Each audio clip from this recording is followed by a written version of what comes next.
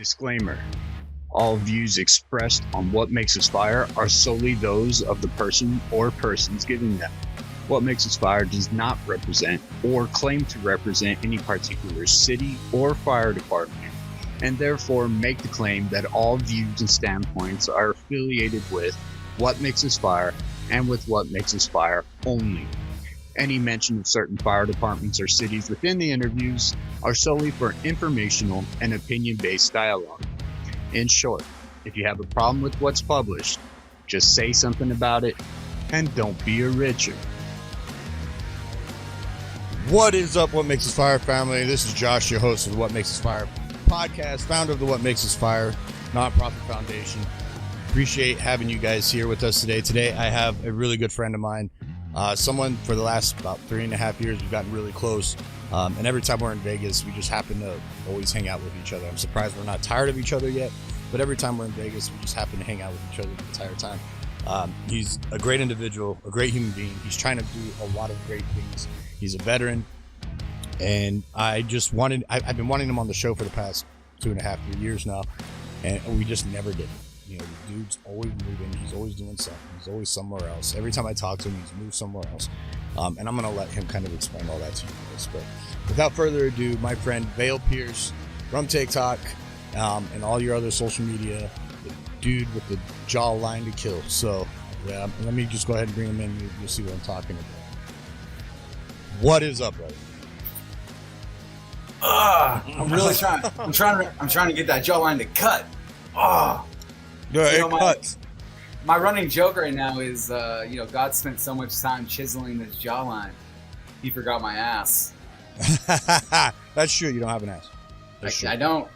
Evidence is in the pictures from Vegas. Oh yeah, in the Jitos.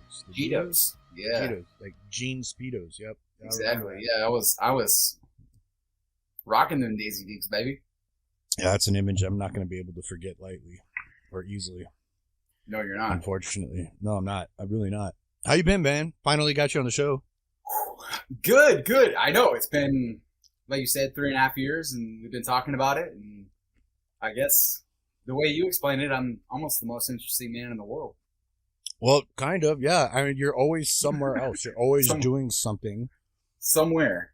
Yeah, well, every time so there'll be spurts of time where we don't, we're not like on the phone 24/7 and talking every freaking week or anything. But like every now and then when you pop up or when we get back in contact, you're living somewhere else new, or you're somewhere else in America that I was like, wait, hold on, I thought you were over here. And you're like, yeah, and then well, I got a hair in my butt, and I was like, I'm just gonna go. That's typically been my life. I'm trying to calm it down. I want to be more stable, and I'm looking to buy a house here in the next year. Hopefully. Where you're at now, or you're like somewhere where you're not at? My job keeps sending me to Kentucky. And let me tell you, I am falling in love, my friend. Like, Kentucky, gorgeous. With Kentucky? Yeah. I haven't heard that very often. Like, I haven't heard that sentence with Kentucky in it very often. It's gorgeous, man. No lie. Really? Really, really. So they keep sending you over there. You're just kind of tell them, hey, I want to go over here. Just leave me over here. Or? Eventually, that's probably what it's going to come down to. But my area manager will probably be happy because that means he's not going to lose me. Because I was originally looking at Tennessee. So you're really going to stay in like the Midwestern part of the States, or Mideastern, really. Yeah, I think I like this area. Oh, it fits me. California. Well, I grew up in Arizona, my friend. You grew up in Arizona, okay, but like you were always in California. You went to California quite a bit. I lived there for like 10 years. Yeah, so I think it rubbed off. Yeah, unfortunately.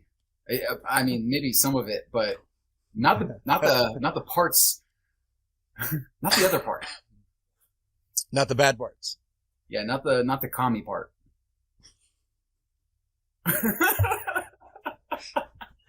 Not the commie part. Oh, that's funny. Oh, good old All right, man. California. Right.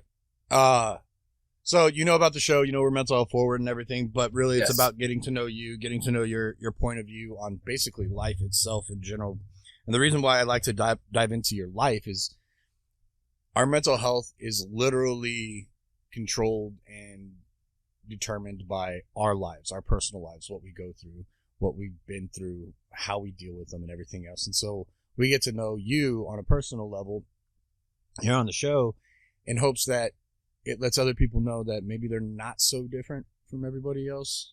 Like as individual as we are, as human beings, as individual 100%. as we are, we have very, very similar occurrences that happen to us in life. We have similar experiences, not always similar outcomes, but similar experiences that we can all relate to. And the point of that is that those experiences can bring us into a mental health space that we may or may not want to be in. And to see somebody that has been in a similar experience but is able to either work themselves through it or to get out of it healthier, happier, and better, I mean, those stories need to be shared so those people can be more motivated to go and do that and be that as well. Right. So that's why you're on Yes. the show. So don't fuck it up, okay? I will try not to. Sorry, that was my attempt at being funny. No, that was my attempt at reciprocating the funny. Wow, we did horrible. For everybody listening, I'm sorry. We'll let the commenters decide on that one. All right, man. So where are you from? Where you been? Like, since Vegas. Okay, quick backstory, everybody. We knew each other before the first Vegas invasion, if you guys know what that is. It was a TikTok Yes. Vegas invasion. It was a big meetup. And we knew each other a little bit from social media. We supported each other. We liked what each other was about on social media. And I went to the Vegas invasion. He was there. We ended up meeting up, and we ended up just clicking. We just hung out pretty much the entire time. And it just Attached. continued from that. Yeah. Attached to my side. I think, or vice versa. yeah, I think it was swapped from time to time. And then the second year just so happened to be the same, and then this last year just so happened to be the same. We end up always finding ourselves hanging out with each other. If Vale's there, I'm there. If I'm there, Vale's there, most likely. Pretty much, yeah. Yeah, pretty much. Well, That's or what it's not turned too into. far off. I like to think of myself as, well, I don't like to. I just am. I'm an introvert with extrovert tendencies. So when I'm in those situations, especially like the Cheer Choice Awards and the Vegas invasion, Mm-hmm. I will typically, alcohol helps, but I will go talk and meet people, and I probably act a fool, but if I can put a smile on someone's face, I made my mission for the day. You definitely put a bunch of smiles on a bunch of people's faces this last year with your, again, Jito. With my Cheetos. I am known as Cheetos. Cheetos by some people, or jeans. Really? Yeah, like some people know me by that now because they met me this past year. And you know what's funny is they didn't recognize me when I was dressed up. They were like, "Who's this guy?" No. Yeah, I know. Well, you're a man of many faces. All right, let's be honest. Now you're clean. You're clean shaven and everything right now, but sometimes you'll have the beard. You look like those guys that wear flannel that think they should be out where flannel is sometimes. Lumberjacks? They don't. Yeah, lumberjacks. Thank you. Yeah. You Not have exactly the hair lumberjacks because we don't chop wood often. often or ever, really. Sometimes. But you also you style up yourself. I mean, you're a man of many looks. Just go look at your social media and you can tell I'm not lying. No, yeah. Recently it's your Peaky Blinders looks that you've been going with. Yeah. Which people have loved makes those. me jealous. Yeah. You can get it. Anybody can get it. Well, I mean, I could do it, right? I can pull it off, but I bet you could. not like you can pull it off, because like if I'm wearing the hat, great. Once the hat comes off, I can't do it anymore. Like it's like, you were trying, weren't you? With you, with your hat comes off, you still fit into the array of what is Peaky Blinders, right? So right, that era. I've been told I look like Mad Men. Mm-hmm. The main guy from Mad Men, who actually, he was actually the main, not the main guy. He was one of the 3-star generals in Top Gun, right? Maverick. And Maverick, yep, yeah. In Maverick, yeah, and the new movie Maverick. That's right. Yeah. He was one of the generals. I think he's at 4 stars. So I think so. I mean, I don't remember the movie much, but he was. I just watched it for the first time last night. It was decent. It was good. It was okay. It wasn't bad for a bringing back an old movie type thing. Right. I think they did pretty good with it. Tom Cruise movie. Well, Tom Cruise is Tom Cruise in all of his movies. Like, he's the same person in all of his movies. Yeah, that's why I don't like Nicolas Cage. Yeah, he's the same guy in all of his movies too. He's the same person. But you were asking me a question. Yeah, where I'm from. Yeah, we kind of all that. So that's kind of mine and Josh's history. Is we met previously to Vegas Invasion, met at Vegas Invasion, and then exchanged numbers. We've been in contact, throughout the years, but we've met each other every single time at these events. But previous to that, I was actually born in Tucson, Arizona. I tell everybody that I drew the short straw. My dad was born in Madrid. His brothers were born in Madrid. So me and my sister actually were born in Tucson.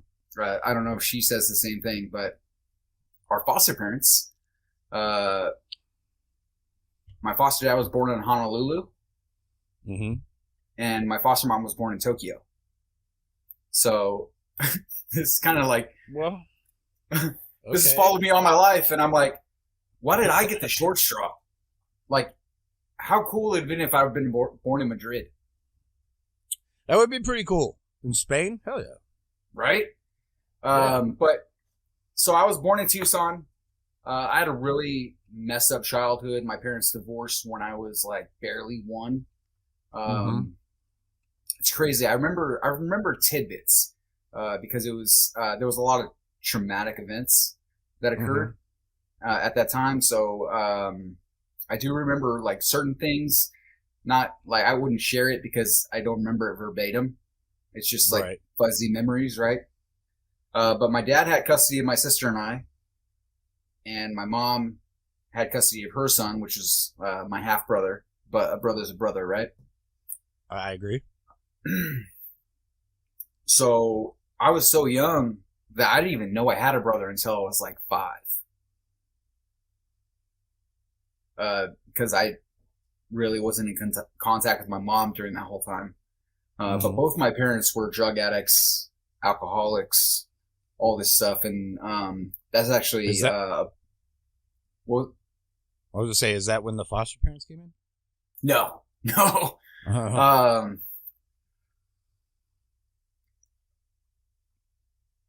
My childhood was messed up. Yeah, you don't have to get too. You don't want to get too detailed. So here's the thing: when we talk about things that are difficult like this and stuff like that, you have to kind of relive it in your head, right? And so I understand when I ask people to tell me that. I understand that. I'm asking you to relive some of this stuff that sometimes you just don't want to relive and you want to forget. You've been trying a real long time to forget.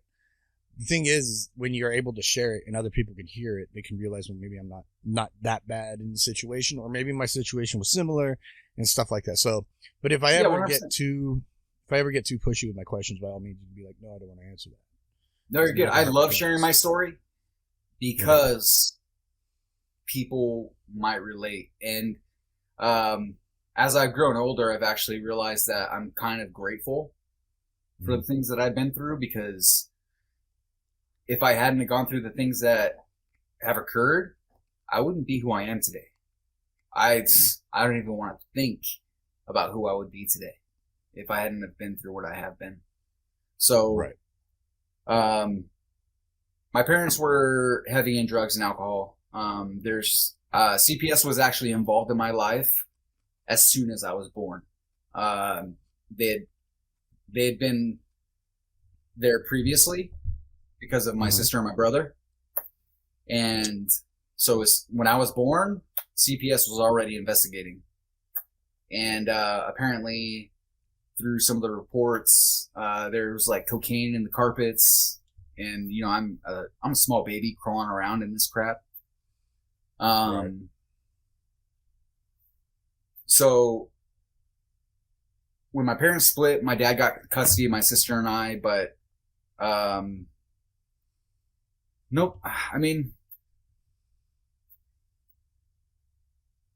to some degree, it's his fault, but also we're human, right? We all make mistakes. I can't say what he was going through. Maybe because he was in the Army previously, and for some mysterious reason, he got booted. He doesn't really share about it, but he wasn't dishonorably booted. He was just asked to leave the military. He was given the good old army option. I bet. Yeah. Either so you leave on your own, or pretty much. I think that is what occurred, and he had some trauma himself. So I think the way that he dealt with it was drugs and alcohol, right? A lot of times that's what people do turn to, is self-medication. And so that made my life hell, though. How did it make your life hell? So when I was with my dad, my sister was the favorite. She's, the daughter, my little girl. And I think at that time with the mindset was, oh, my son, he's going to grow up to be a tough as nails. And so I'm going to treat him a certain way. And so, I mean, I remember one time, it probably happened a couple of times, but one time specifically, I did something stupid. I don't remember what it was. My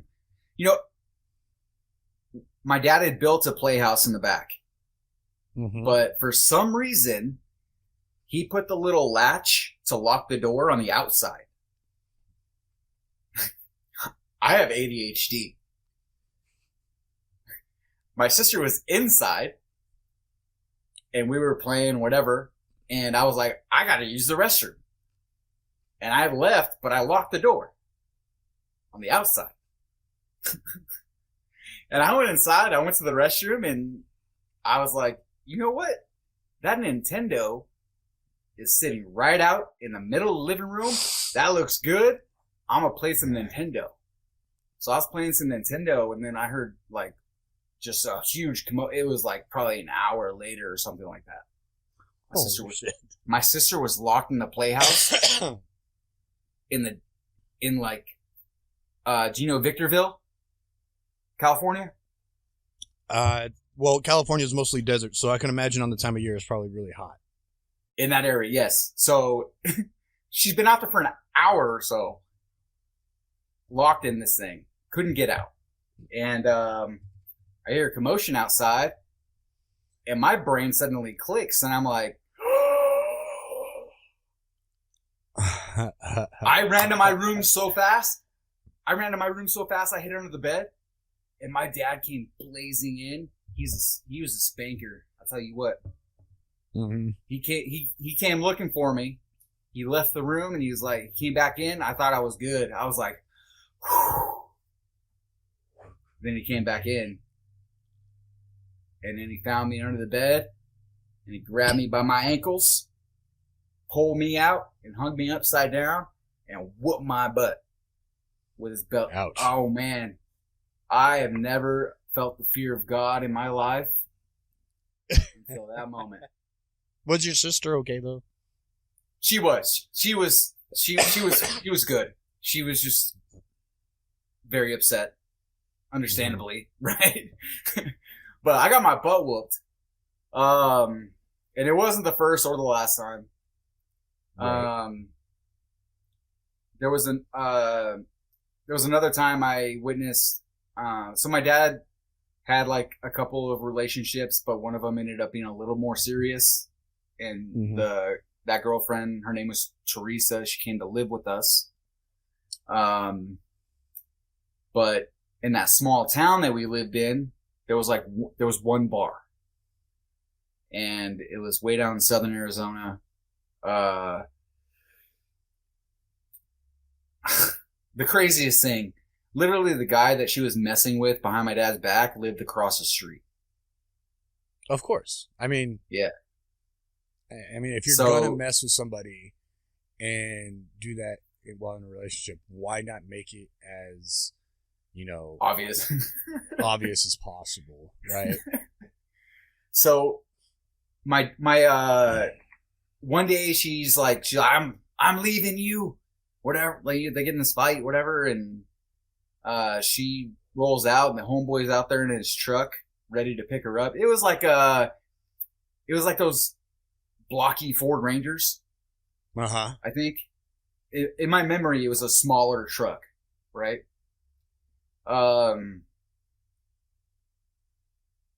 But this is where it kind of goes dark. Is my dad? He thinks he's in love with this woman, right? And he runs out after her, and she's in the passenger seat, and he has the driver's door open, reaching over the dude and trying to like pull her out and like begging her to come, to not leave. And I'm pretty sure this was all staged because two guys came from across the street and broke beer bottles and then stabbed my dad in the head. Oh, damn. And me and my sister were watching from the window. And at that point, we're just bawling.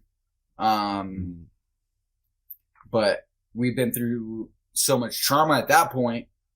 Like, our mom left. We're just with dad. Then another woman comes into our life. And she just easily leaves. Right? Right. Like, screw these kids. Screw this guy. So that doesn't help mentality. And so my dad comes back in. He's, bloodshot, crying. He's been crying. He's got blood streaming down his face. And fast forward a little bit. For some reason, I'm skipping a little bit, but to preface, whenever my dad would go on a bender, he would put us he would leave us with our great aunt and uncle, who I lovingly call Mama Penny and Papa Glenn. They were pretty much my parents growing up, my role models. And so he would leave us with them. But he ended up getting in a fight with them, and we moved to Nevada. But at that time, my sister and I were wards of Arizona State, which means we're not allowed to leave without express permission. How did that? Right. So how did that happen? How did you become just real quick? Because I know you're in the middle of this story. But when did you become wards of the state and still be in the custody of your father? Me, I think at birth. Okay. Because CPS was involved. So just being a ward of the state means that in that situation was, hey, we're watching you very closely. Right. And for us to do that, you cannot leave the state of Arizona. So he like my parents were both on the last straw with the government, right? They had one, and they had this, like, so they've been doing a lot of not so good things even prior to you being born. When you being born, that just puts you into automatically into ward of the state. yes. Okay. All right. See that's where I was. Okay. All right. As far he as wants my to move you to understanding Nevada. goes, yeah. Right. So I mean, well, it makes sense. It's weird to hear because I've never heard of a child being a ward of the state, but yet still being with their able parents. to stay with their staying with their biological parent. Usually, it's foster care almost immediately. right. Once you become a ward of the state, you go straight into foster care. I'm not sure of why it was that way, but that's the way they had it, and I think they were on their last chance essentially. Okay. At least my dad at that time. So he moves us to Nevada with his mom, and I think we were there for 3 weeks before Arizona found out and came and picked us up. And I think it was at that time that my mom got full custody. Right. How old are you when this happened? Roughly. 5? Okay. 5-ish? Maybe 6. That's a lot to go through when you're just a toddler. Yeah. Like, Jesus. I mean, and I'm nutshelling it right now. Right. No, I get it. I'm sure there's a bunch of other details that could be explained, but I think you're getting the point across. You're getting the point across fairly well, even with this nutshell explanation. Yeah. It's crazy for me to hear, when I have guests on the show and they share these crazy backgrounds and histories of their childhood, and you're just like, wow. And you think, well, I thought I had it. I don't like comparing, right? But it's natural for me to think like, God, I thought I had it. I thought I had it pretty bad, for what I went through. Again, can't really compare because who knows? Everyone's experiences are valid, and right. The trauma that they experience from those. But I think everyone experiences trauma differently, and they process it differently. That's true. I agree with that 110%. But no, anyway, I'm sorry. So 3 weeks. No, you're good.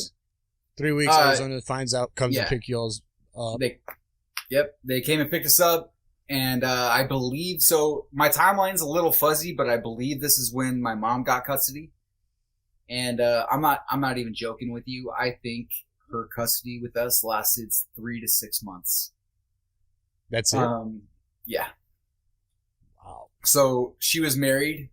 The man she was married to had 3 children. We were all about the same age. So his 3 kids and the 3 of us made 6 kids in the house. We all shared 1 bedroom. We were in bunk beds. The 2 pairs of youngest. So it worked out kind of perfectly. There was 2 boys and 1 girl for both sets. So the 2 girls shared a bed. Me and my stepbrother shared a bed, and then the 2 oldest got their own bunks on the top. Mm-hmm. A bunch of stuff went down. We ended up being a bunch of hooligans. So we don't have parents. We just have people at home who feed us sometimes. So we were just running ragged, like, throughout the neighborhood. Like, we lived in a trailer park, so we were gone, dude. We're doing stupid. I remember I'm sure every kid did this eventually, but I don't remember what we called it, but we would essentially chuck rocks at each other. Oh yeah, all the time. Throw rocks at each other, and then we weren't thinking, hey, rocks solid, hard, hurt. We weren't thinking that. No, we were just thinking, beam them before they beam us. Yeah, and the eldest of the other guy's son learned that lesson And then I learned the lesson because he beat my butt. I split his dome with a rock, and he did not let me live that down. You guys are throwing rocks at each other. I know. Come on, what the hell do you expect's gonna happen? Oh, you got me before I got you, so I'm gonna beat your ass. That's all it was. He got you. Yeah, that's all it was. He was just pissed off that you got him before you. Yeah, exactly. He was 13. I was like 7. You know, 6 or 7. Right. I had to have been 6. My brother is 7 years older than me. Okay, So and this 6 is or 7. So was this your? All right. So just to keep up, you go back to your mother. Mm-hmm. The dude that she's with has 3 kids of his own, so they become like half brothers and sisters, or not even half steps. But you have a half brother who's older than you. Yes. 7 years. And then your sister is like full blood on sister, right? Like yes. Sister. Not full on. half or anything. Full on. Yep. Okay. Yep. She's a year and 2 months. She likes to rub it in. 14 months. Right.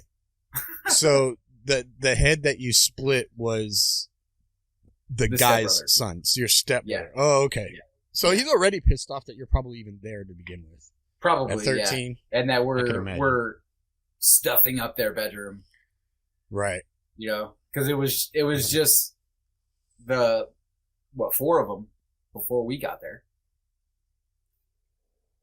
Right. So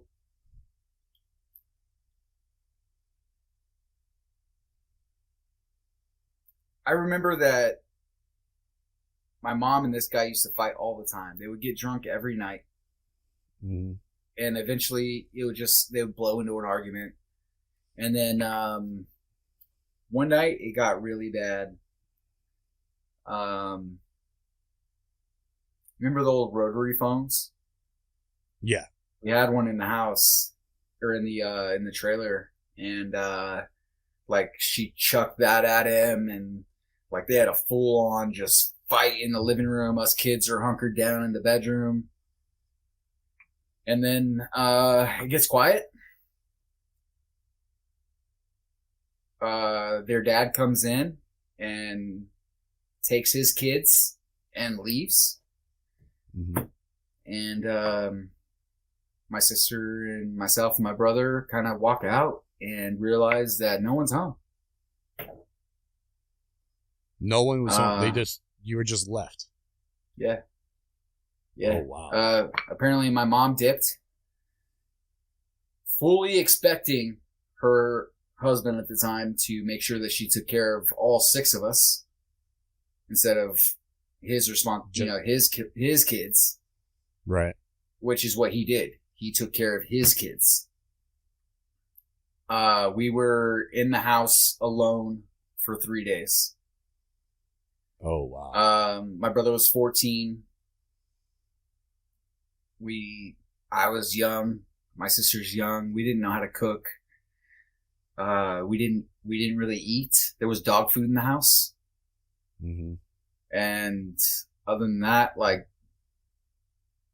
some cereal maybe, but we didn't have food. So, eventually we went and begged some of the neighbors for food. And, one of them was kind enough to feed us, the 3 of us. Mm-hmm. And, I had this weird thing. I remember numbers. Okay. Really well. And I asked them if I could use their phone. And I called Mama Penny and Papa Glenn. Because I knew that no matter what, they would come and pick us up. And they did. They drove from BFE, Arizona, like 2.5 hours south of Tucson, where I was at, drove up and picked us up. All 3 of us. They didn't have to pick up my brother. He's not even related technically. Right. He's just related because he's my stepbrother, right? Mm-hmm. So they picked all 3 of us up. And when CPS found out about it, Child Protective Services, everything that went down. I think that was the time that for them to make things legal, to make my mom, Penny, Papa Glenn legal guardians, they had to go through a process. So during that process, we got put into foster groups or group homes. My brother and I got put in an all boys group home, and my sister got put into a boys and girls group home. And my sister had a really hard time because she and I had never been separated. I was having the time of my life because I was with my older brother, you know? Right. So it was this weird.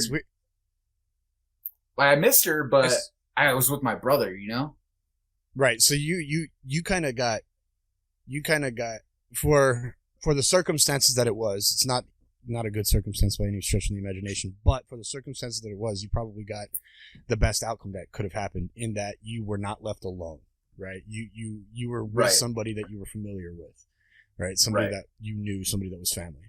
Your sister, on the other hand, she got the short end of the stick in that she was literally left alone. She was put somewhere alone. Nobody there. Secluded. Yeah, with other kids that she didn't know who had issues of their own. Right. And so I think I was there for a couple of weeks maybe. I don't remember the length of time. At that time, everything was just a rush, a blur because of just all the things going on. I remember I got picked on heavily. So remember at this time, like, I just went through the important phases of my life where I was solidifying who I am. And I had no structure, no support, and nothing that taught me those things. Well, you didn't have anybody there to really teach you those things either. Right. You didn't have no one to rely on, really, you know? It was right. So I was the odd kid. I was, because I didn't have it figured out. You know, I also, like, I had like a type of ADHD. Like, it's just, I was bouncing off the walls. I was super energetic. I was just this odd kid. And I used to get picked on in the group home with my brother, heavily. And then, I think this was a moment that I learned. This was the moment that I started to look up to my brother completely. Well, I mean, it makes sense. It makes sense. The reason being is there was one time that I don't remember what was happening, but one of the kids that used to pick on me heavily, like I'm gonna put it to you this way: I was like 90 pounds soaking wet in freshman in high school. Okay. So imagine me at 6 or 7 years old. I'm tiny. I'm this little guy. And you remember the couch cushions from back then? They were no joke. They were no joke. No. Hefty things, dude. And this kid picked it up and chucked it at me. And I just remember looking back and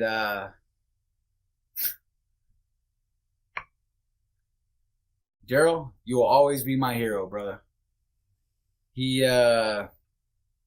without hesitation, man, he turned to that kid, and the kid was like behind the couch, and he just decked him, dude. Knocked him over the couch, and then hopped over and was just bop, bop, bop. Don't F with my brother. Bop, bop, bop. And one of the group home guys kind of let it go for a minute because he had seen what happened. But after a set, he had to, it was his job. He had to separate it. So he picked him up. He had to pick my brother up off of this kid and put him off to the side. And inside, I was just like, that's my brother. You know? Right. It's weird how small things like that. I say small things like that, but I mean, it's crazy how we can tie our solidification of how we feel about somebody to one event a lot of the times, right? Right. When we all remember the first time when we fall in love. We remember what it was that made us fall in love. We remember that first time where we really realized somebody cared about us. And for you, here's this moment where you have your big brother, right? You have your big brother. And let me preface this. He's being a big brother. Yes, but let me preface this. During that span of time that I lived with my mom, this is the epitome of I pick on my brother, you don't. Right. My brother picked on me endlessly. We used to have an area rug, right? An area rug. Mm-hmm. And he would roll me up in it and then tuck in the edges so I couldn't wiggle out. And then do that like hock a loogie and then over my face. And sometimes it wouldn't work. He'd spit on my face, right? Other times he'd pick his nose and stick it in my hair. He picked on me the hardest, right? But in that moment, I was like, he cares about me. Yeah. In that moment, it solidified, that brotherly love. And I will always remember that. But shortly after that, because of the troubles that my sister was having, they took me and put me in the same group home as my sister, so that we could be and left your. He was alone. Left your brother alone. Yeah. So during this whole debacle of like being there and then switching over to this other mixed group home, boys and girls, they finally solidified whatever they needed to, and we got sent to Mount Penny Papa Glen, full custody. For me, it was great for a long time. I loved being there. Country. When I was super young, they used to have a farm, so we would like wake up at 5 a.m. to go pluck the eggs and stuff from the chickens, and they had a little bit of cattle, some goats and stuff, so we would take care of them. But at that time, they kind of gotten rid of all the animals, so it was just like an empty farm, essentially. But it's a kid's freaking heaven. It's a kid's heaven playground. Go anywhere and everywhere. Yeah. They had 32 acres. Holy shit. Bro, I was like, hell yeah. I'm good with... They wouldn't let me go into all the acreage, but, the first two, I was like romping all around. I had a great old time. And my brother didn't adapt very well because he was used to a different lifestyle. And Papa Glen was a Pentecostal minister. So very strict. Right. Very religious. And both my siblings will tell you that I was the favorite at that time, which is probably why I enjoyed myself the most. I wouldn't say Papa Glen's favorite, but Mama Penny's favorite for sure. I reminded Mama Penny of one of her brothers that passed away of the same name. Oh, okay. When he was like 7 or 8. Oh, wow. So you're literally around the age that her brother passed. So yeah, that makes sense. So I had the soft spot in her heart. So I was, to be fair, treated different than my siblings. Not to say that they spared the rod often. They still disciplined me when I needed it. Right.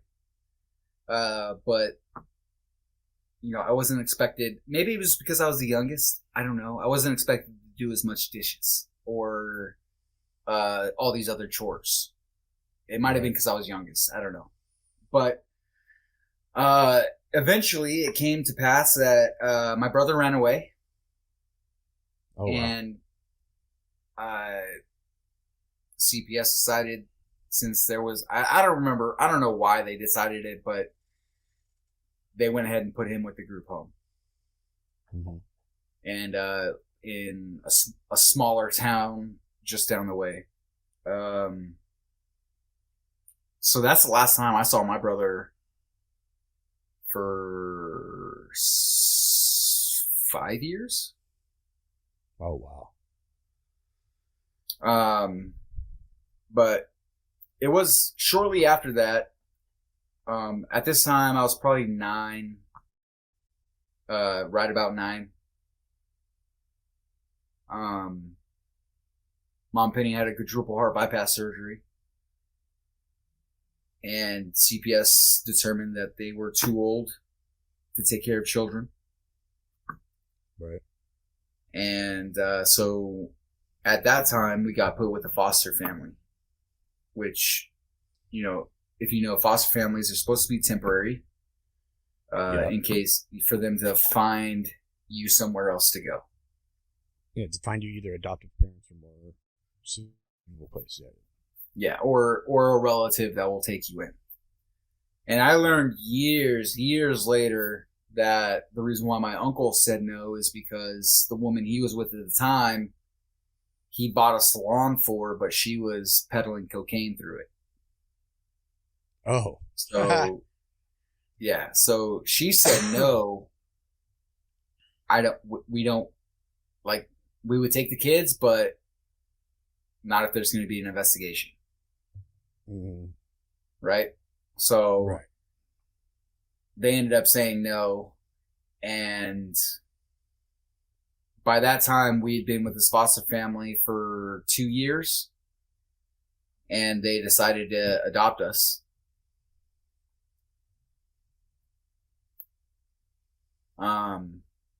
So you get adopted around 11 or 12 years old? 11. Yep. 11. I was adopted November 24th or 25th of 2000. Man, yeah, I'm hearing this story, right? And holy shit, what you went through as a kid. Like, I can't imagine not having, I mean, you didn't have any stability. You had none. No stability. None. Didn't know where you were going to be in the next couple months. Almost ever. And you imagine why I bounce around so much as an adult. That if you wanted to make comparisons, that could make sense. Absolutely, that could make sense. I'm just that's what I'm used to, right? Right. For me, it's crazy listening to this, right? Because I've heard stories like this a lot, where the kid comes up from a pretty rough childhood, pretty rough upbringing. They go through a shit ton of stuff. They go through house and home and God knows where else. They're either their relatives want them or they don't want them. Their parents are, neglectful, or they just can't handle themselves. I mean, there's all these other situations that could happen. But here you are, finally 11 years old. You have some sort of stability. Your first 10 years of life, you have none. You have no stability. You're finally getting into this kind of stable area, but you're still kind of developing into this individual as to who you are.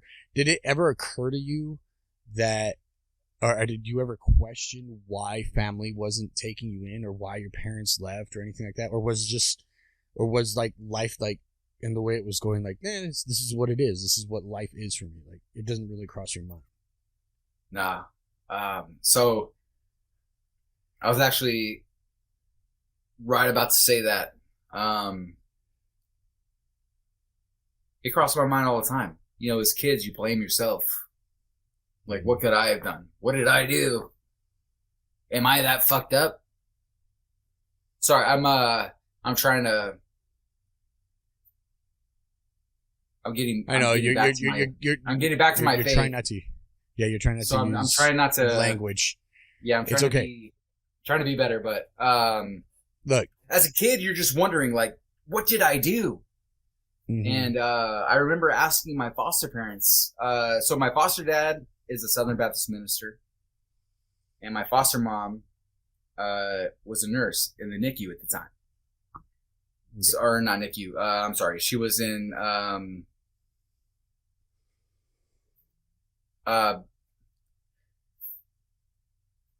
where babies are born. I don't remember what that department's called. Labor and delivery. Yeah, We labor call and it just delivery. L&D. Yeah, she was in labor and delivery, and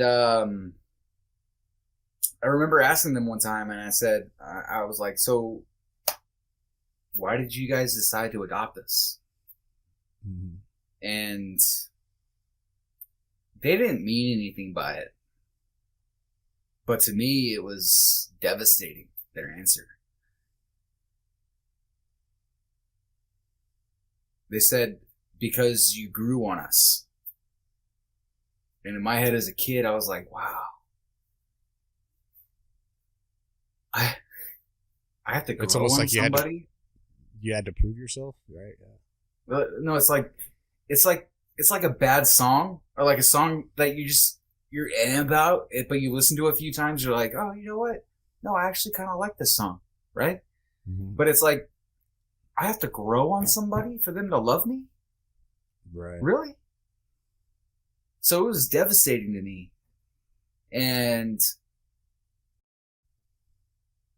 at that time, I'd kind of like grown up in church and Jesus and the Bible and all that. And it continued, but so I went from physical abuse to almost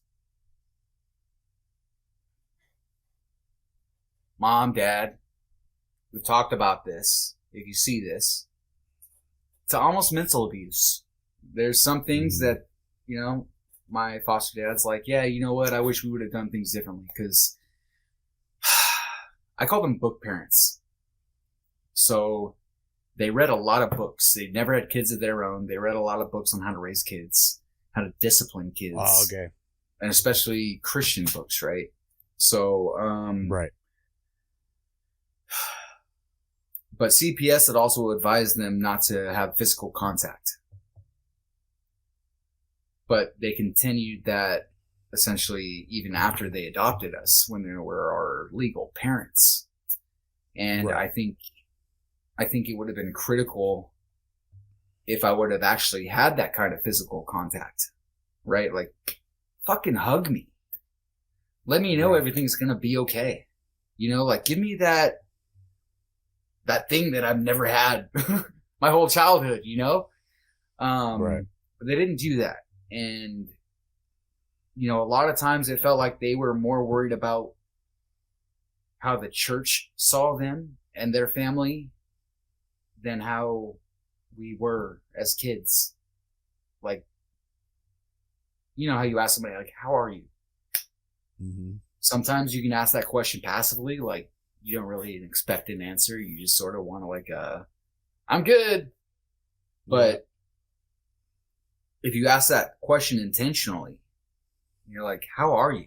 Like, seriously, what's going on? Are you good? Like, that's what I would have preferred.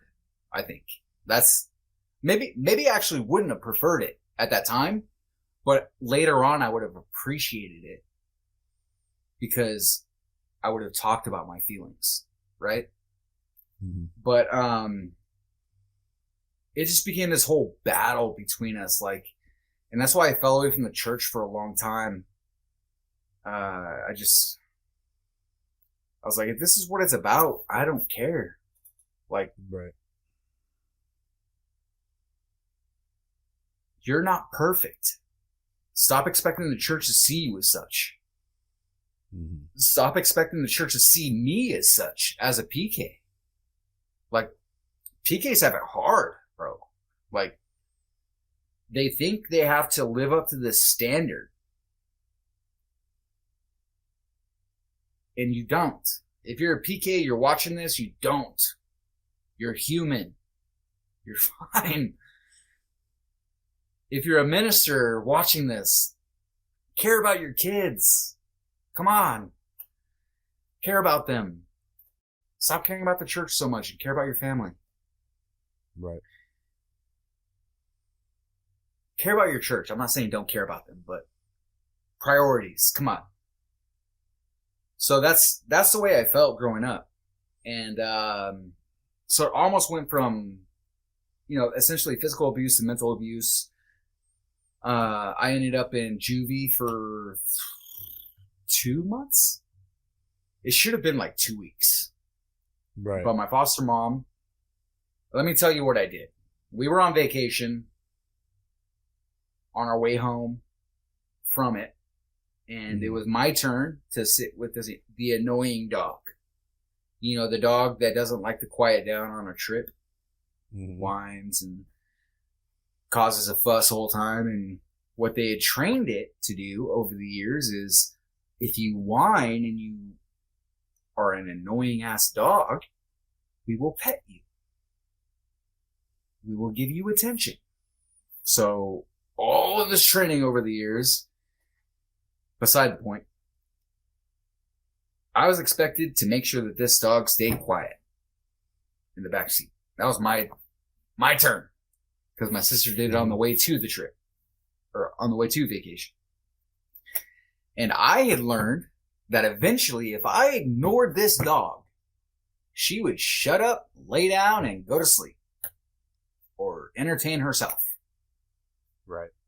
But for some, I don't know what it was. Maybe my mom was being annoyed, or there was traffic, whatever the case may be. She hit the brakes a few times really hard. And the dog toppled into the floorboard because she wasn't calming down. She was standing up, so she toppled on the floorboard. And it came to a point where the second time, my foster mom turned and was like, you are useless. And for me at the time, if someone said that I was useless, meaningless, or anything of the sort, I was enraged. Because that's how I felt about myself. Right. Right? So, for you to say that to me made me so angry. And hurt, right? So I lashed back. I cursed her out. I was like, screw you and screw your dog. I've been sitting here petting this dog. I've tried everything. And so they pulled over at this like gas station in the middle of nowhere, Arizona, Seligman. And I hopped out of the car and I was like, screw you guys, I ain't getting back in the car. I will find my own way. I'm 16 at this time. I'm like, I'm good. Y'all, leave me alone. So they called the police. The police showed up probably like 15, 20 minutes later. And had no tact. So instead of trying to talk me down and all this stuff and diffuse the situation, they grabbed me by the scruff of my neck, essentially. After I was like, no, I'm not getting back in the car. They were like, okay. So they grabbed me and then forced me over to the car and then shoved me in. And they were over chatting, and I was fuming at this point. And so I hopped out of the car and I picked up a smaller rock. I was like, there was a ton of other rocks I could have picked up, but I picked up a small rock. And I was like, I just want to get the police officer's attention. I want to force him to do his job. So I picked up the rock and I chucked it at the car. And he came over like a lightning bolt. He was like, all right, you want to be treated like a criminal? All right. He handcuffed me and then pulled my hands above my head and ran me over to his squad car, chucked me in. And, at this point, I'm so mad. I'm crying. And he gets in. He's like, yeah, you crying, you little B. And I was like, yeah, I'm crying, but not because of anything you did, fucker. I'm crying because I'm pissed. Fuck you. I was so rebellious, man. They took me to a waiting area, and then eventually to juvie. My parents were like, yeah, you know what? Let's teach him his lesson. So they sent me to juvie in Prescott. I got assigned an attorney, and the attorney came and saw me a couple of times. And one of the times she came and saw me, she was not okay. She was like, I don't know how any mother could do this, but your mother wants you to get a felony so that you can learn your lesson. Felony? Yeah. She wanted me to get a felony so I could learn my lesson. As a 16-year-old. Mm-hmm. So my attorney was trying so hard to fight for me to get emancipated. Because to her, that was fucked up. And I was like, you know what? Yeah, I want to get emancipated. So what should have been maybe a week or two in juvie ended up being 2 months. And deep down, you know, I'm a good kid. I can only attribute it to one thing, and I'll get to that if I have time. But deep down, I'm a good kid. I won all the awards in juvie. Like I was going to their online school so I could stay caught up for school, because this was right at the beginning of school that I got put in. Mm-hmm. They had what was called pillar. I got pillar twice for being a good example in juvie for how you're supposed to. I was super respectful. Like, all of the things that I've been through in my life, I should be, even at that time, a terrible, terrible human being. Right. Self-centered, angry, egotistical. Like, there's so many things I should have been, and I wasn't. You don't think you were a little? You don't think you were a little angry? I mean, just anymore. A little bit. Well, at the time, you don't think? No, at the time I was. No, at the time I was livid. At the time, I hated everything and everyone. I was super emo. At that time, all I knew was depression. So if I wasn't depressed, I didn't feel right. Mm-hmm. And that's a crazy space to be in. That depression feels like home. Right. If that makes sense. Like, oh, yeah, it makes sense. Like, anything but depression felt weird. So I eventually just got tired of counting bricks in my juvie cell. Mm-hmm. And I'd been there for 2 months with no progress. So I was just like, you know what? I'm 16. I got 2 years. I'm going to suck it up. I'm going to be quiet. I'm going to do what they asked me to do. I'm just going to fly under the radar. So that's what I did. Well, for the most part, they tried to put me on medication eventually, for depression and ADHD. I wouldn't take it. Mm-hmm. And eventually they found out that I was spitting out my medication. So they took the door off of my room and everything out of my room, except for a mattress, a trash can, 2 Bibles, and a dictionary. That's all I had in my room. And they said, wow, if you take your medication, you can get 1 box of your belongings back every month. Damn. So that in itself is a form of abuse. I'm sorry. Yeah. I'm sorry. However, they are trying to help you with the medication. Excuse me. They are, but at that time. During that time, I'm sorry, but real quick, during that time, I was in school and I wasn't taking my medications. I was spitting it out in the trash can, right? Mm-hmm. And they would tell the psychologist that I was doing better. They won't admit it. And I don't think they will to this day. I haven't brought it up. But they were like, oh, he's doing so much better. And I was like, yeah, fuckers. Because I just not caring anymore. Mm-hmm. I'm letting it go because when I'm 18, I'm out, right? But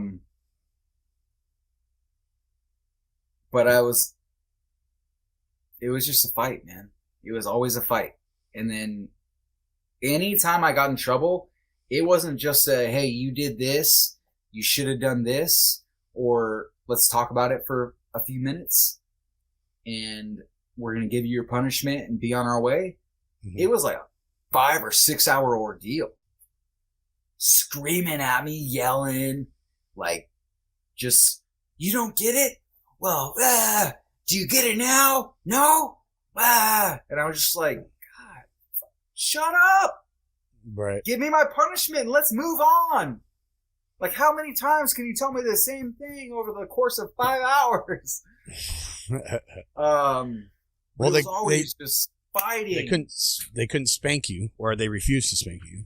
So yeah. So I mean, it would be that. There was a couple of times that my foster mom got so mad at me that she would shake me and scream in my face like, ah. And I remember these vividly. But at any rate, I turned 18. I was in a hardcore band. I was a clean vocalist, and I was loving it. I had a great time, but they were like, you can't be in this band anymore. It takes too much of your time. You're out too long at night. And I'm like, I'm 18. You said as long as I'm back by 10, and I am. So right. I'm not quitting my band. Yeah. Right. So they wouldn't let it go, and I was like, all right, well, I'm an adult. I might still be in high school, but I'm an adult.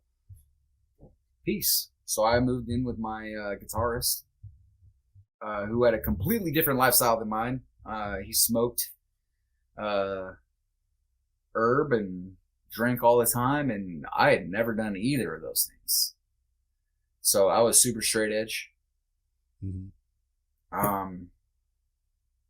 I was in the tail end of my football season. I played football 4 years in high school.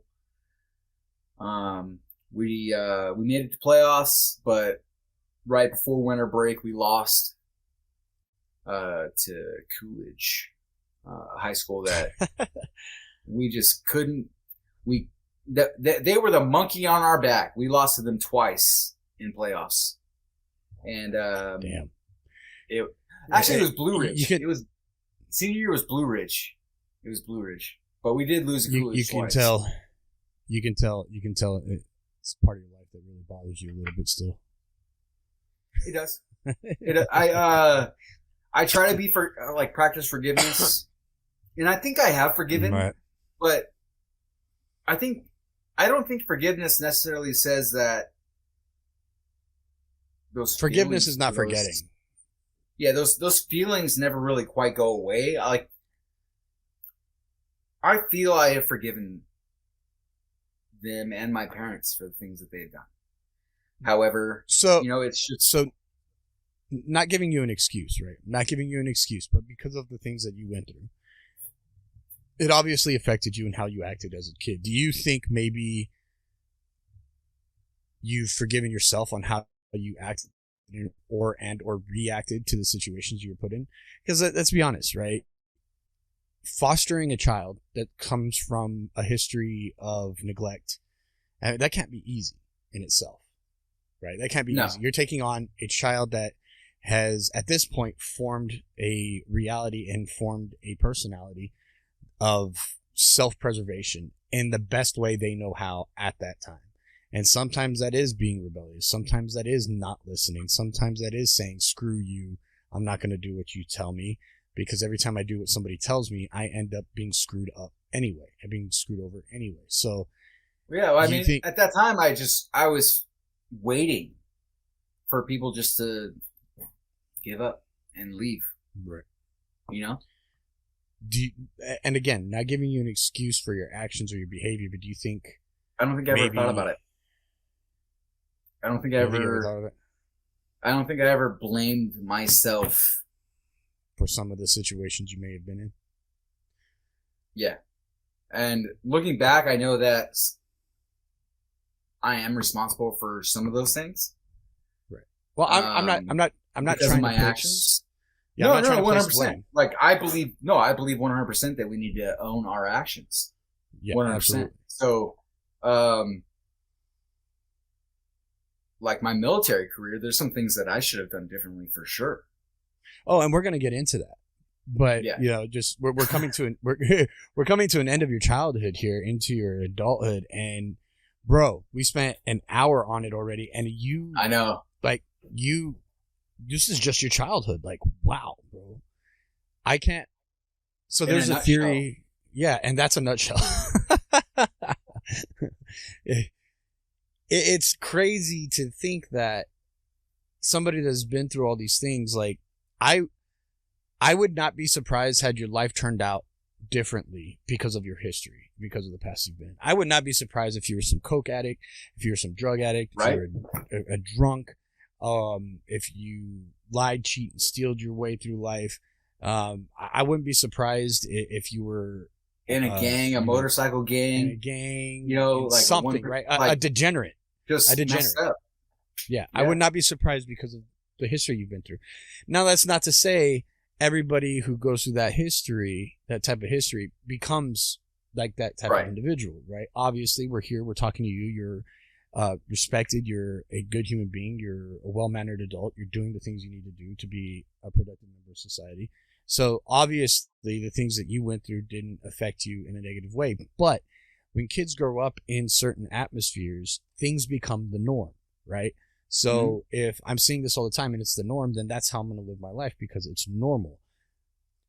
You had the wherewithal or something with inside of you or somebody on the outside. It probably was your aunt, your uncle, that gave you some form of morality that just because it's hard doesn't mean you have to fall into this, right?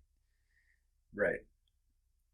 And I think But that's not all. That's a That part of doesn't my- happen all the time. no. And being with my aunt and uncle was off and on as a child, and then for I think about 2 years, solid. So that's where I got a lot of that love, right? That I so desired.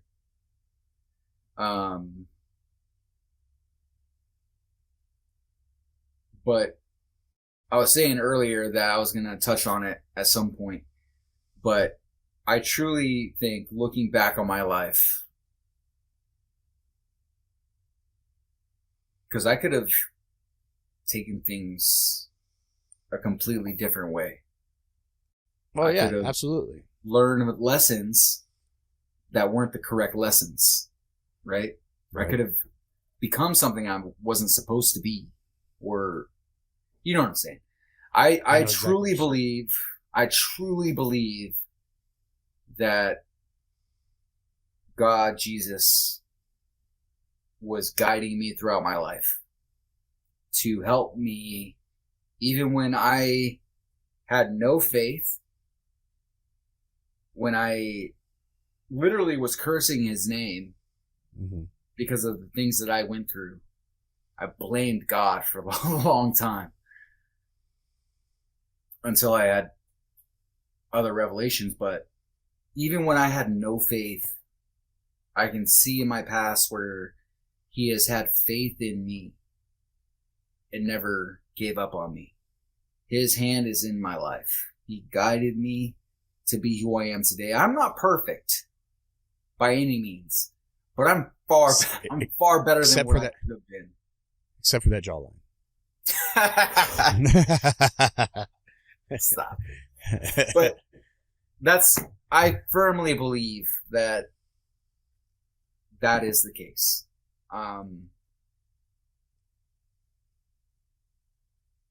I was guided to learn lessons that I needed to learn.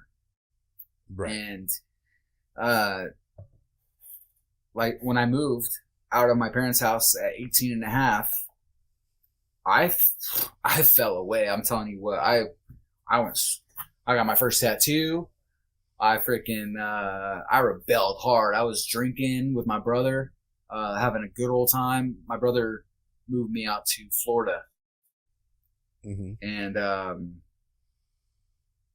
with him I felt comfortable, and he introduced me to having beer and drinks and stuff like that, and I ended up getting my first tattoo. I got piercings. I made a deal with my high school to come back and graduate so I could walk with my best friend. And when I came back, I can tell you that most people did not recognize me because I was a completely different person. Like, I had a lip piercing. I had my hair black, all black, and dyed. And I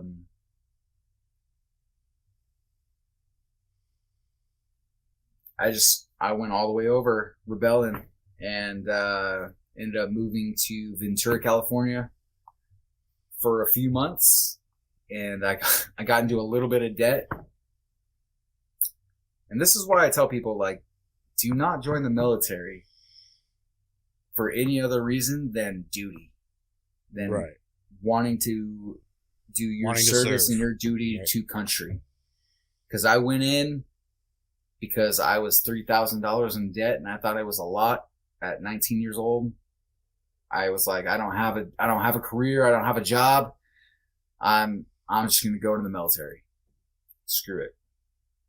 See, you're not the first person that's been on this show that has said that they joined the military out of what they felt was necessity and not necessarily duty.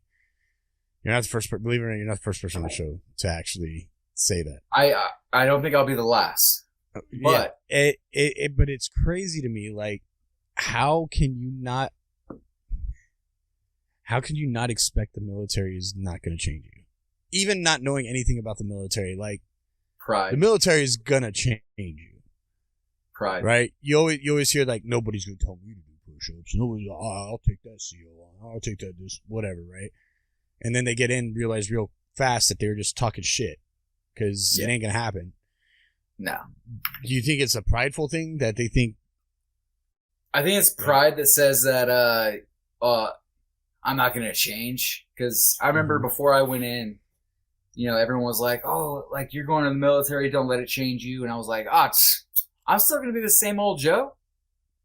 I'm going to be still the same old guy. You know? And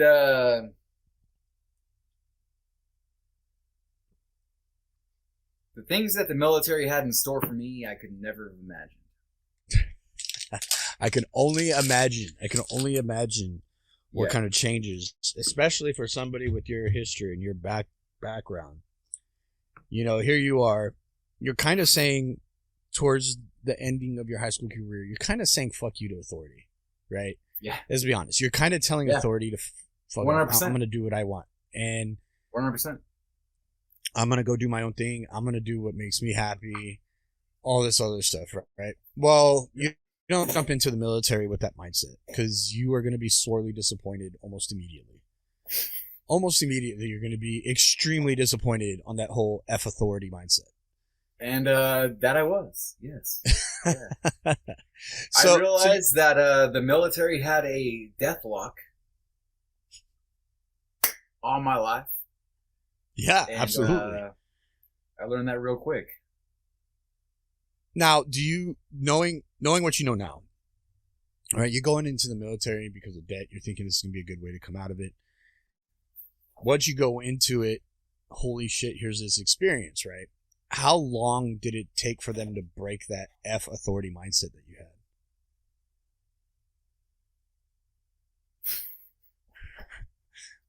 had? A week, 2 weeks, a month, day one. 3 years? 3 years. All right, so you're telling me you went in, you went through boot camp, you did all your shit, and all that time you're still fuck authority. But I guarantee you that fuck authority wasn't as strong, because if it was, you would have been either discharged at some point.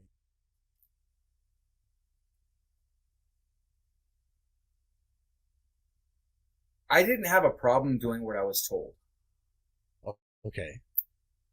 What I had a problem with was doing what I was told if to me it sounded stupid. Which is everything in the military. Yeah. Pretty much. So I would try to be like, well, with all due respect, can we do it this way? And so that's a lot of what would screw me up. But remember I was saying I did really well in juvie? Yeah. Because I wasn't fully fuck authority. I was fuck certain people in authority. Okay. So if you were a certain way, especially a certain way towards me, I was screw you. Right. But I typically understood what respect was. Typically. And I would give it to those who I felt earned or deserved that respect. Right? Mm-hmm. So it wasn't necessarily boot camp. Boot camp was more mental than anything else as far as getting your ass chewed and all this other stuff. I was squad leader once. What branch did you enlist in again? Marine Corps. So I was I chose one of the hardest branches, of course. What I've learned over my life is I don't do anything the easy way. Nothing. Everything Even has if to be it's the hard way. Even if it's unintentionally the hard way, it still happens to be the hard way. Exactly. Yeah. I know mean, what you mean. it just happens that way. Right. So, like, when I got to Fleet, I was doing okay, right? Mm-hmm. There were some things that I would mess up on, like sometimes I wouldn't shave every morning, right? So I'd have like a little bit of stubble, and I get chewed out for it. But I had a roommate that would consistently fuck up. He wouldn't get haircuts. I would have to cut his hair barracks cuts. He wouldn't clean his barracks room. Just so much stuff. And whenever he would mess up, since I was his roommate, my mistakes would get highlighted. Right. Right? So that's when they labeled me a shitbag. And they gave me a hard time. There was one time I remember specifically where I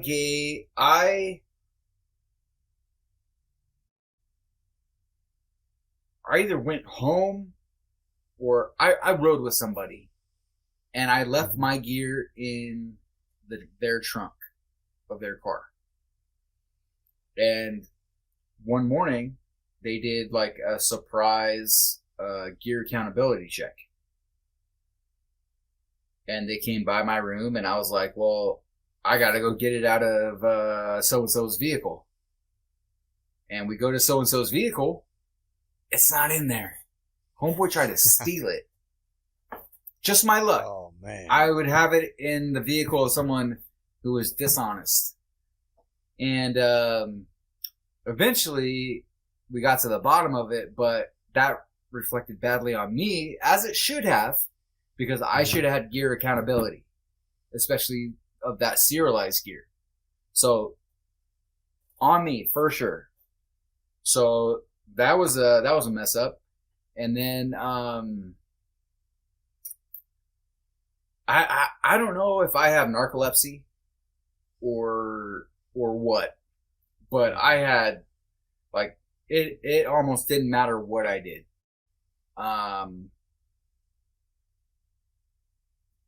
And even to this day, the hardest thing for me to do is on long drives is make sure I'm like awake and I stay, focused during that whole time and not like, so I have to do crazy things with my face. I'm sure everyone driving by me is like, this guy's weird. What's wrong with that guy? But I'm just like, I'm making all these faces because I'm trying to make sure, like I'm trying to do whatever it takes to get the blood, like, flowing to activated. your brain, right? But one of the hardest things is you're wearing a flak jacket, right? Which is keeping your core temperature warm. Mm-hmm. And you're driving a Humvee, or you're posted, and you get to this comfortable, warm feeling. And then it's just like, oh, it feels like I'm in a constant hug. I feel like I'm in a constant hug. I'm gonna go to sleep now. So, and that was one of the hardest things for me. I just couldn't figure it out. Like, and that's when I started smoking. I started dipping. I did whatever I could to try to make sure that I could stay awake. And eventually I got to a point where I was doing good. I was doing really good. And we ended up being in squad base. I think we were a year and a half in. And we ended up getting moved to squad base. And I don't know if you know what squad bays are, but for everyone else who doesn't know, it's a bathroom in the middle with showers. And then on either side is just a huge open room with bunks. 2 to a bunk. And you got your own little lockers. So I was on one side. My old roommate was on the other side. And they were on their way for training in Yuma. And I was actually, because Mom Penny and Papa Glenn were at one time my legal guardians, Mom Penny was back in the hospital and possibly not going to make it. So I was getting sent home on emergency leave.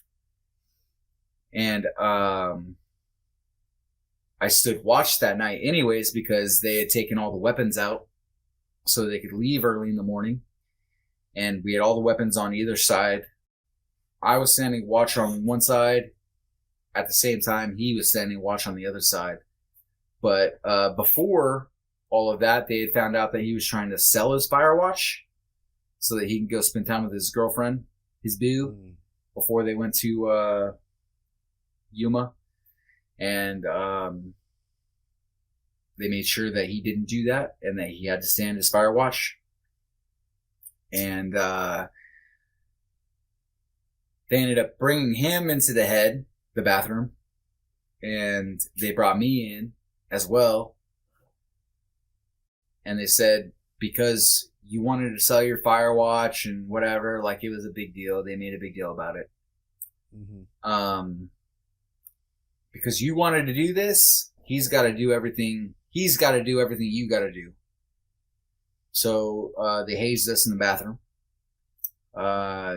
Push-ups, sit-ups. We ended up wall sits for a while. They were drunk, by the way, the people doing all of this. And we ended up grabbing rifles, and we had to do movement to contact drills, because it was like, if it's training, it's not hazing. And holding it by the what I'm forgetting what it's called, iron sights on the weapon, holding it up, and then eventually it got to a point where they put us both in. So previously, this is something I expected, right? I expected to be hazed in the way that if I got a push-up position, they would kick me in the ribs, or do some other stuff, whatever.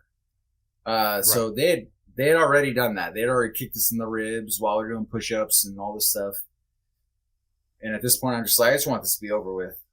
And they had us in push-up position again, and they said, every time we hit you with a buttstock, you're going to do a push-up. And so they left bruises on me, and they left scratches and bruises on the other dude. And this is just your living situation. You're not even in training facility or anything else, right? This is just a living situation. We're in garrison. Yeah, we're in the rear. There's training, but this is like, we're just in our barracks, right? We're in the squad bay. Nothing really going on. So I'm not really like I've already kind of let it pass a little bit, but I'm going home on emergency leave. Papa Glenn was in the Navy, and I'm having a hard time because I'm hoping and praying that Mom Penny doesn't pass away, and we're eating in the cafeteria, and I open up to him and I talk to him, which is probably a mistake on my part. I probably shouldn't have done it. The Navy and the Marine Corps are two completely different beasts. Right. But the amount of immense respect that I have for Papa Glenn, he was pretty much like, we're not going to get up from this table until you call your CO and report this. And knowing better, I did. I called my CO and I reported it, which is a huge problem. Huge. Because I skipped chain of command. Right, and it put a bigger target on your back, I'm sure. Yes, it did. I got back from my emergency leave, and the same day that they got back from their training op in Yuma, and I couldn't tell you the amount of hateful looks I got. Staff sergeant, the platoon commander, or the platoon sergeant, just almost in angry tears just came out to me and was like, "You're a piece of shit," and just walked away. And life from that point forward got so hard. In the Marine Corps, military in general, if something happens, it follows you your whole career. You can't shake it. No matter what you do, no matter how hard you try, you can't shake it. So from that point forward, I was the boy who cried hazing. The other guy, that piece of shit roommate. Right. I don't think, sorry God, but I don't think that's one person I could forgive. He had agreed to report it alongside me, but he embellished the story, saying there was beer cans all over the place, and I don't know, I don't even know what he reported. But because our reports were different, they threw the case out. Like, enough different. There were similarities, but it was enough different, they threw the case out. And no matter how much I don't like an individual, I'll still protect them if something is unfair or they're at a disadvantage. And we were cleaning the head one day, him and I, because we were, being shit on by the whole platoon. Some of the corporals came in and rear naked choking him over the washer dryers.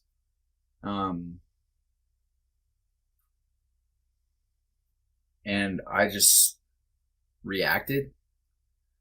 They weren't messing with me really, but I just reacted and I grabbed whoever it was and I just ripped them off.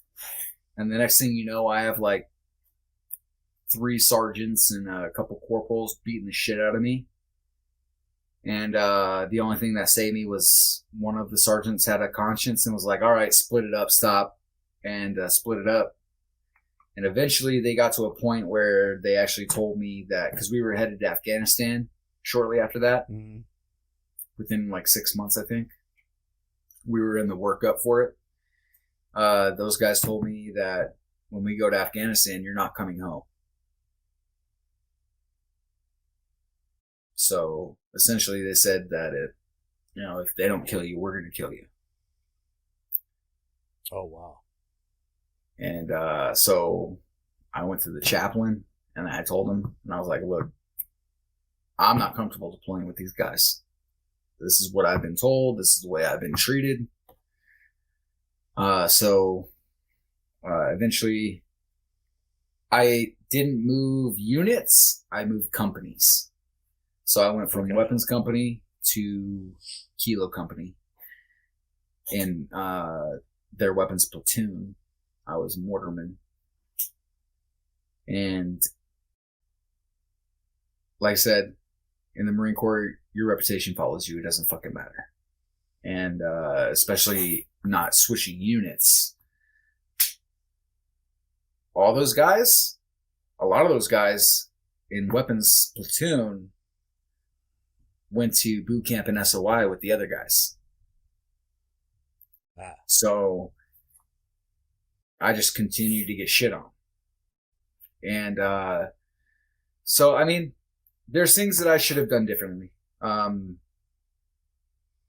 feel like if I would have went in now with better understanding of life, I would have done so much better. But at that time, it was a bad time for me. Right. And well, shit, you went in. Some things could have been avoided. You went in just trying to cover a debt, really. Right. And then now here you are in this whole literally life-changing experience. And did you know I tried to do so many drugs? I almost got addicted to Oxycontin.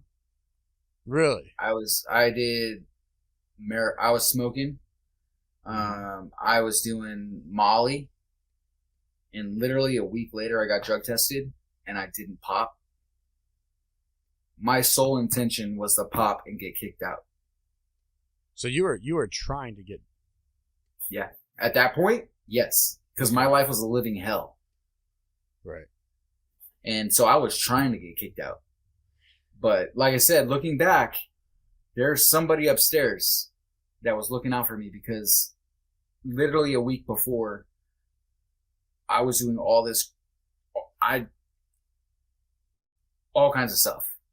And right. I didn't pop. So somebody somewhere was saying you need to stay where you're at. Yeah. And I'm grateful because I did learn a lot of life lessons. And my first deployment was Afghanistan. And that was rough. Like I was saying, I got to a point where I was trying to do what I was supposed to be doing. Right? I was trying to be and trying to do what I was supposed to do. But it never seemed good enough, right? I literally got off of like a 12 to 16 hour patrol. We were spread thin. We were doing like 4 to 6 hours of fire watch each. And then we were doing 12 to 16 hour patrols. And I got back from one of these long ass patrols and I had to go right on to fire watch.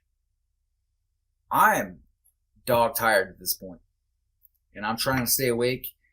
And somebody else had left a Sudoku book on post. So I'm sitting there like, I'd look at it and I'd look up and, like watch my stuff while I'm thinking about this number, trying to figure out what number it could be so I could try to keep my mind awake enough to, whatever. And I had one of the sergeants come by and he saw that I was like writing in the Sudoku book. And he ripped me out of fire watch and put somebody else in and was chewing my ass in the CP because apparently I'm such a shitbag. And then they took my weapon away in Afghanistan. And the next day they were like, you're going to walk the perimeter picking up trash without your weapon. And at that point I was like, no, fuck you. I'm not doing that. Right. I'm going to have my weapon. We're in country. So, I got my weapon, but I still did what they asked me to do, and I patrolled, and I cleaned up the trash and bullshit, whatever. But they ended up they were like, we're going to transfer you out. They transferred me to the FOB. Our FOB wasn't that big of a FOB. forward operating base, for those of you who don't know. So they transferred me to the FOB.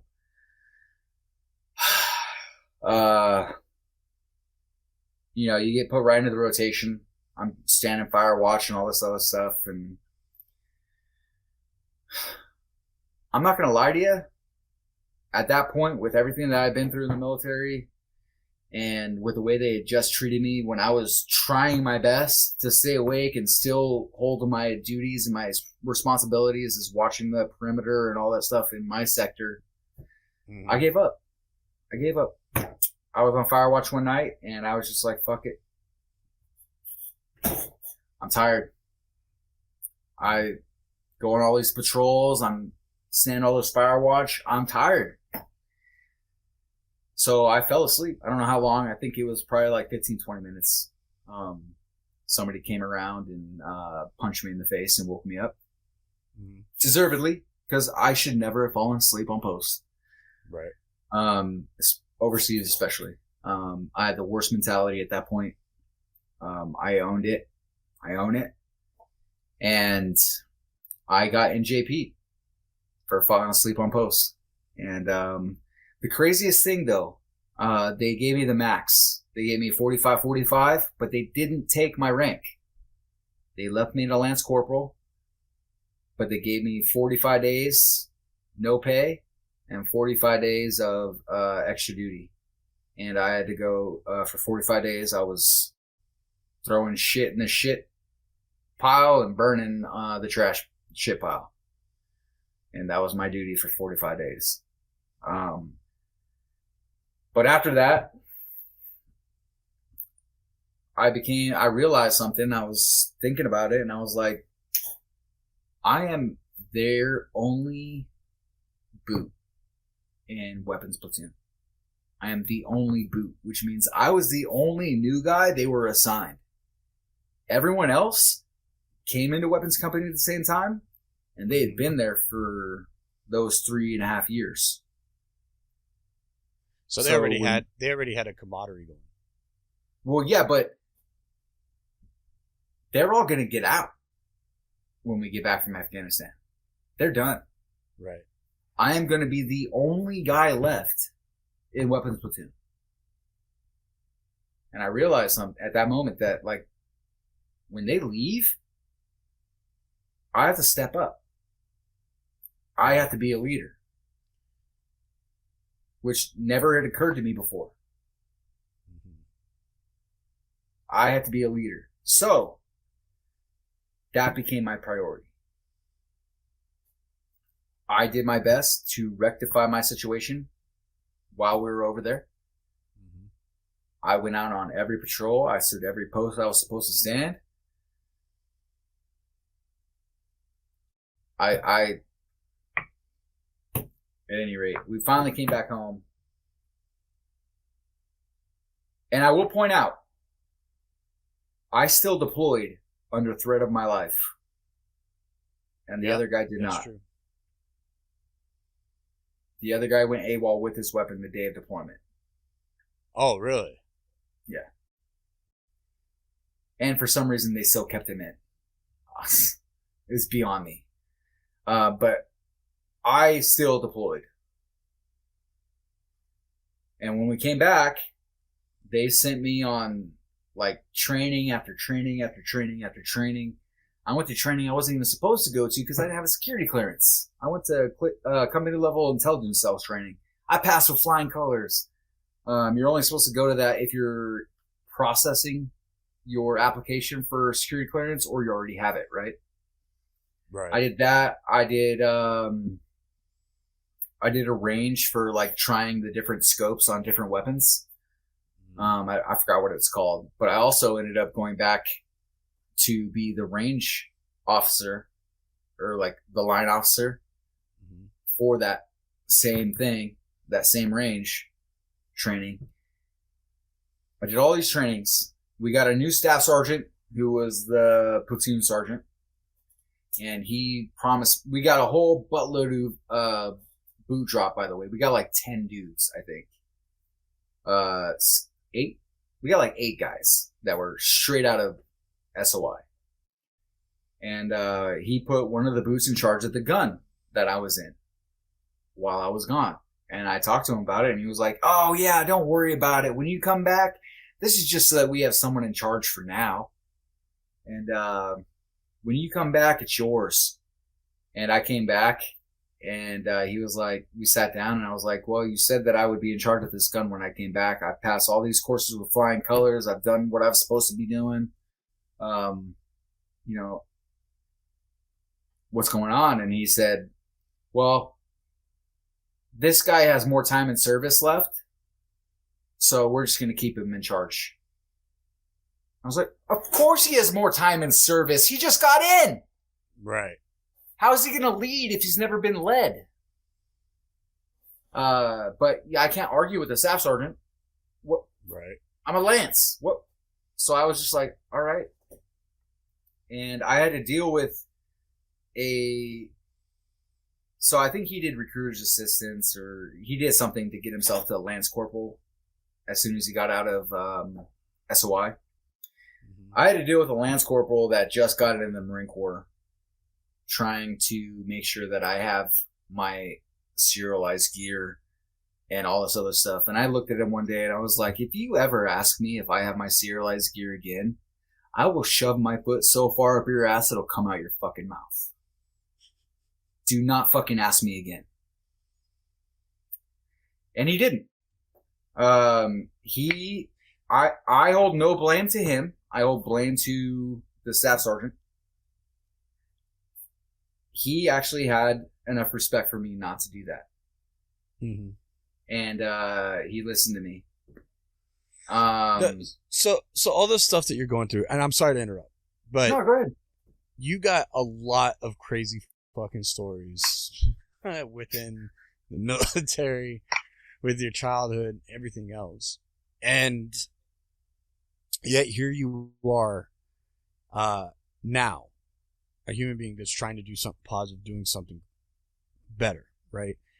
Do you think the politics in do the politics within the military need to be reformed a little bit? Yeah, absolutely. For anybody that thinks that there's no politics once you're in, bullshit. There's politics when you're in. There's hierarchies within, ranks, and people treating each other badly for shit and stupid decisions and stuff like that. It happens. It's the way it is.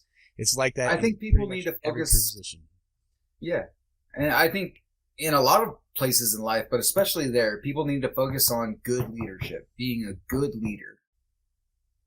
Not the mentality of, "Oh, it happened to me, so I'm going to do it to you." Right. Because not all leadership is good leadership. No, it's not. And leadership in itself means that you were led by someone who was a great leader at some point in some time. And or you learned from the bad ones. Right. We talk about, you shared a lot about your history and your past and everything that's been going on. And God bless for still being a sane individual, or at least mostly sane individual. I don't know. I wish I could go back into the military. So it's kind of like Stockholm syndrome, Oh God.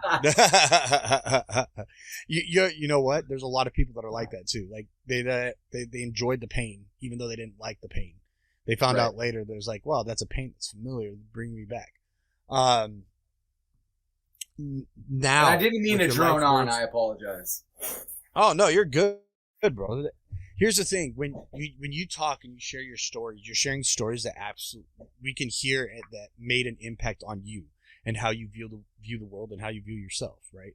And so when people go on about their stories, I try to let them tell their story because, hey, we're learning what incidents and how certain people, when they react to you in a certain way, how you react back. We're learning this as you're telling your stories. And so I try to be quiet and I don't speak a whole lot. I'll interrupt sometimes because I have a question and or I feel like, okay, I think we got it. I think we got it. Like you had an experience rough. In the military. It's been crazy. Yeah. You've had a crazy rough experience with your childhood. The military didn't really help out a whole lot, sounds like. But there was some benefits. Yeah, I was going to say, but there was some benefits. And teaching you how to become a better individual. What you're doing now and why you support the mental health aspect of our civil service members, of our veterans, especially now with what you're trying to build. And we're going to talk about that here shortly. Why do you think where did this idea of supporting the mental health and being a mental health advocate for our service members, where did that come from? Did it come from just your experiences, or did it come from something that you wish you had? Like where did this advocacy and wanting to help on a mental health level for our veterans and their civil service members, where did that come from?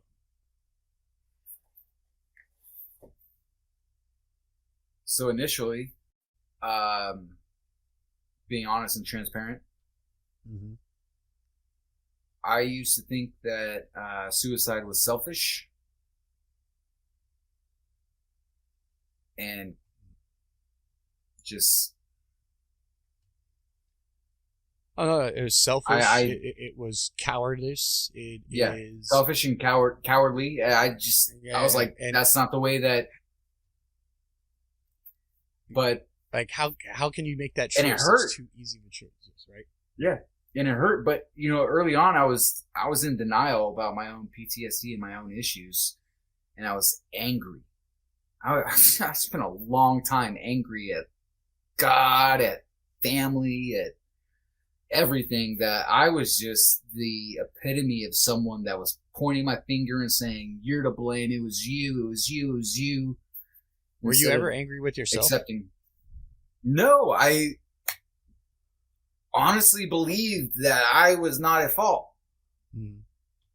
But that's what selfishness and deception tell you, right? Like, ego, like your ego. And I was at a point in my life where I was like, so much fucked up shit happened to me. How could I be wrong? Right. How am I in the wrong? That makes sense. And it's a took normal me a long time.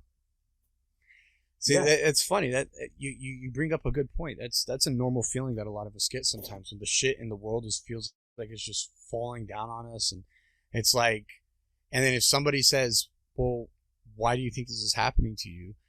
and the only response, what did you do to change it? Well, yeah, or like, what did you do, or like, what have you done to try to change it, or what did you do? What do you think maybe you have done to bring this on? You're like, I didn't fucking do it. You get defensive, right? Like, you're automatically on the defense because you're like, it wasn't me. It wasn't me. I didn't do this to me. You're right. The certain instances, those things came from the outside, but maybe did you put yourself in that position somehow? Maybe without thinking about it. Maybe because were the things that you did or said right? Like, well, I just said that. Well, did it ever occur to you that what you said could have been taken a different way than what you meant, or what you said maybe wasn't to the right person, or wasn't said in a way that should have, or maybe it shouldn't have been said at all? Do you think maybe that's a possibility? And 100%. we do this to ourselves, and we play victim. Yep. To our and I allowed myself to play victim for a long time. And then it came to a point where I don't want to get into like all the details of my relationship with my ex. It was about 4 years off and on. We were engaged for a little while. I messed up at one point. I cheated. I fully regretted it, and instead of her just finding out about it, I told her like 2 days later. I don't know if it was like a selfish need for me to let her know, or I just had to. Anyways, we decided to work it out, and then just all these things, and we ended up not working. And it came to a point where I allowed myself to be an option for her. And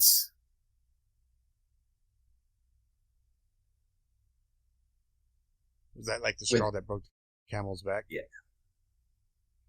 Okay. Because with everything else, where you're going with that. Yeah. with everything else that I deal with, and especially when I drink, all the demons come out. When I drink by myself, like right now, I don't consider myself by myself, right? Because we're conversating. It's you and me right now, right? Good company. But when it's just me, and I'm going through it, right? I'm going through hell. I have so many, like, I'm just hurting, and I drink, then all of the demons just come out. And it came to a point in 2018 where I'm going to admit it, I don't have the balls to do it myself. I don't. I put on all my medicine. You're talking Yeah. about suicide. Okay. Yeah. And I live in California, so I didn't really own a gun at that time. But I was in such a bad place. I was homeless, essentially. One of my buddies paid for a studio apartment in Koreatown, LA. Little, like, you could spit and you were spitting into the bathroom. It was so small. It was literally a closet with a bathroom attached. I was staying in there, and I just was like, I'm gonna put on all my nice clothes, put on my nice leather jacket, and I'm gonna walk Skid Row. And so I did. You were looking for somebody else to take care of. Yeah. Okay. I was pretty much begging, like, come on, take me.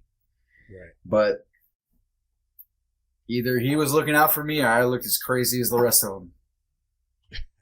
Because ain't shit happened. I was all over that. I was just out there. I was just waiting and hoping. But what did that experience afterwards? What was the mindset afterwards when nothing happened? Hollow. Honestly, yeah. I didn't care. So what was it that kind of brought you out of that and started showing you a little bit more of a light or purpose?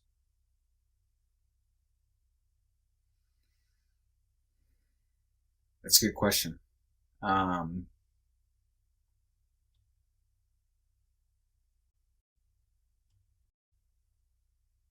you not recall? I think partially it would have been the trip to Bali that I took. Okay. The trip was way too long. I stayed there for 2 months. But the problem is with what I realize that I'm dealing with, it doesn't really ever go away.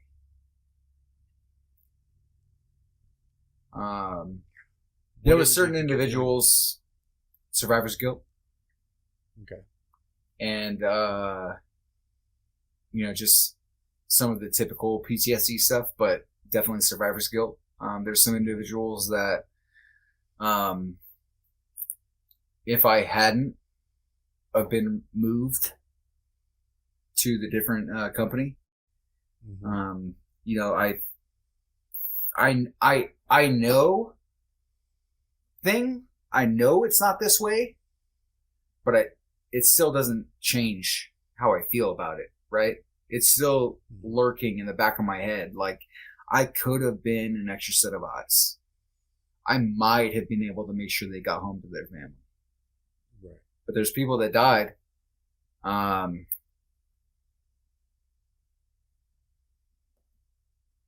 that I would have been, I was in their section. I was in their section. Right. I would have been there. Do you think a lot of what you deal with, your depression, your anxiety, and your PTSD, do you think most of that comes from the military? Do you think your childhood plays into it? And if it does, or if it doesn't, what have you been doing to try to bring yourself out of it? So I think the majority of it comes from military. Okay. I don't feel I have PTSD from my childhood.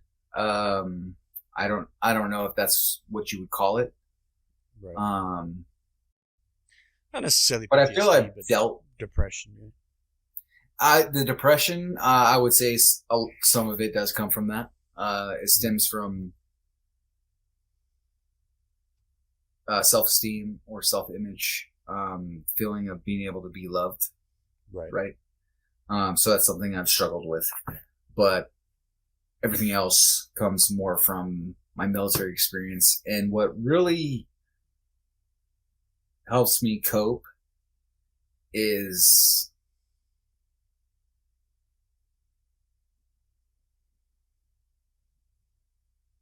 mostly people who understand military life and what I've been through. So fellow veterans or service members, but also, especially most recently, my faith.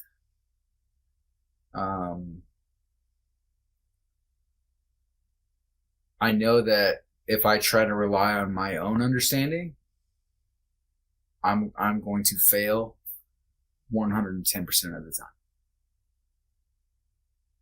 I am not strong enough alone to withstand.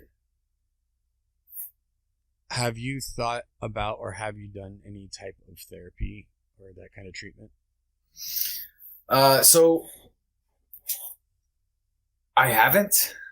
I think I have a miss. It's not right or wrong. I used to be forced to go to a therapist. Right. And then I got tricked into going to a psychologist who, because of my reaction to being tricked into going to see him, prescribed me all those medications. Right. When I was in high school, teenager. And then I was forced to go. And then the one therapist that I liked ended up getting into a ATV accident and going into a coma. I think she died. I think she died a few years ago. Damn. But she was in a coma for like 12 years. Oh, wow. And I was like, of course, the one person that I felt I could talk to, this happens. Got pulled away. So I think I've just had this hesitancy about going to therapists. And then really what it comes down to for me is I believe, I guess in a way it's meditation. But I look at it as more as self-reflection. I reflect on how I was. I reflect on how the situation was. And only recently, in the last few months, I would say I reflected on how possibly could those individuals who were in that situation with me could have been reacting. Like, what were all the factors? How can I derive the good from each situation? That's a good question. Have you ever thought about reaching out to the other individuals that went through it with you and seeing where their mindset was and where they were at? I actually just called my mom, my real mom. I had tried earlier on in my life when I was 18, 19, rebelled, moved out to talk to her. But I just called her, and because I believe that to truly forgive somebody, you need to speak it to them. You need to tell them that I forgive you.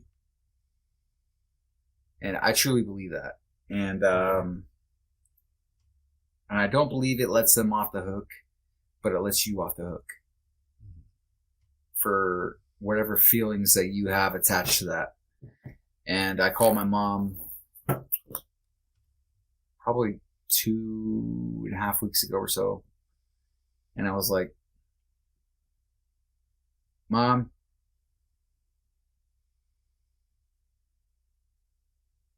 a lot transpired. And I forgive you. I do not hold anything against you. And for a moment, I felt a hardness in my heart, an anger almost, for a moment, because her response was, and I forgive you too. And for the briefest moment, I was like, you forgive me for what? What, bitch? I almost, I almost reverted to my old mindset because we had fought previously because I wouldn't tell her I loved her. Because how could I tell somebody I love you when I don't even know you? I think love is too often thrown around. Yep. And I can't tell someone I love them unless I mean it. And in that way, at least, right? Like I can love somebody as a human being. Like I love you. You're a human being. You're a son of, you're a creation of God, right? I love you.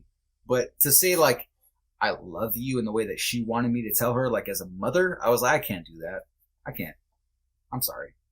Right. And she called me crying one day and she was like, how dare you? I birthed you into this world. Blah. And I was like, at that time, I was like, how dare me? How dare you? You abandoned me. You abandoned my sister. You abandoned your son. You left. How dare me? No. But I realized this time that it was my pride that wanted to react. Okay. It was my selfish desire to want the recognition of wrongdoing. But I don't think that's wrong, though. I don't think that's such a bad thing to want, especially from somebody that should have been there to take care of you and help guide you through life. Like it's not. But it's not a bad thing to want that.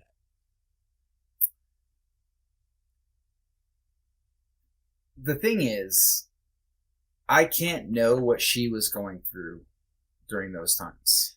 Her mom died when she was 12.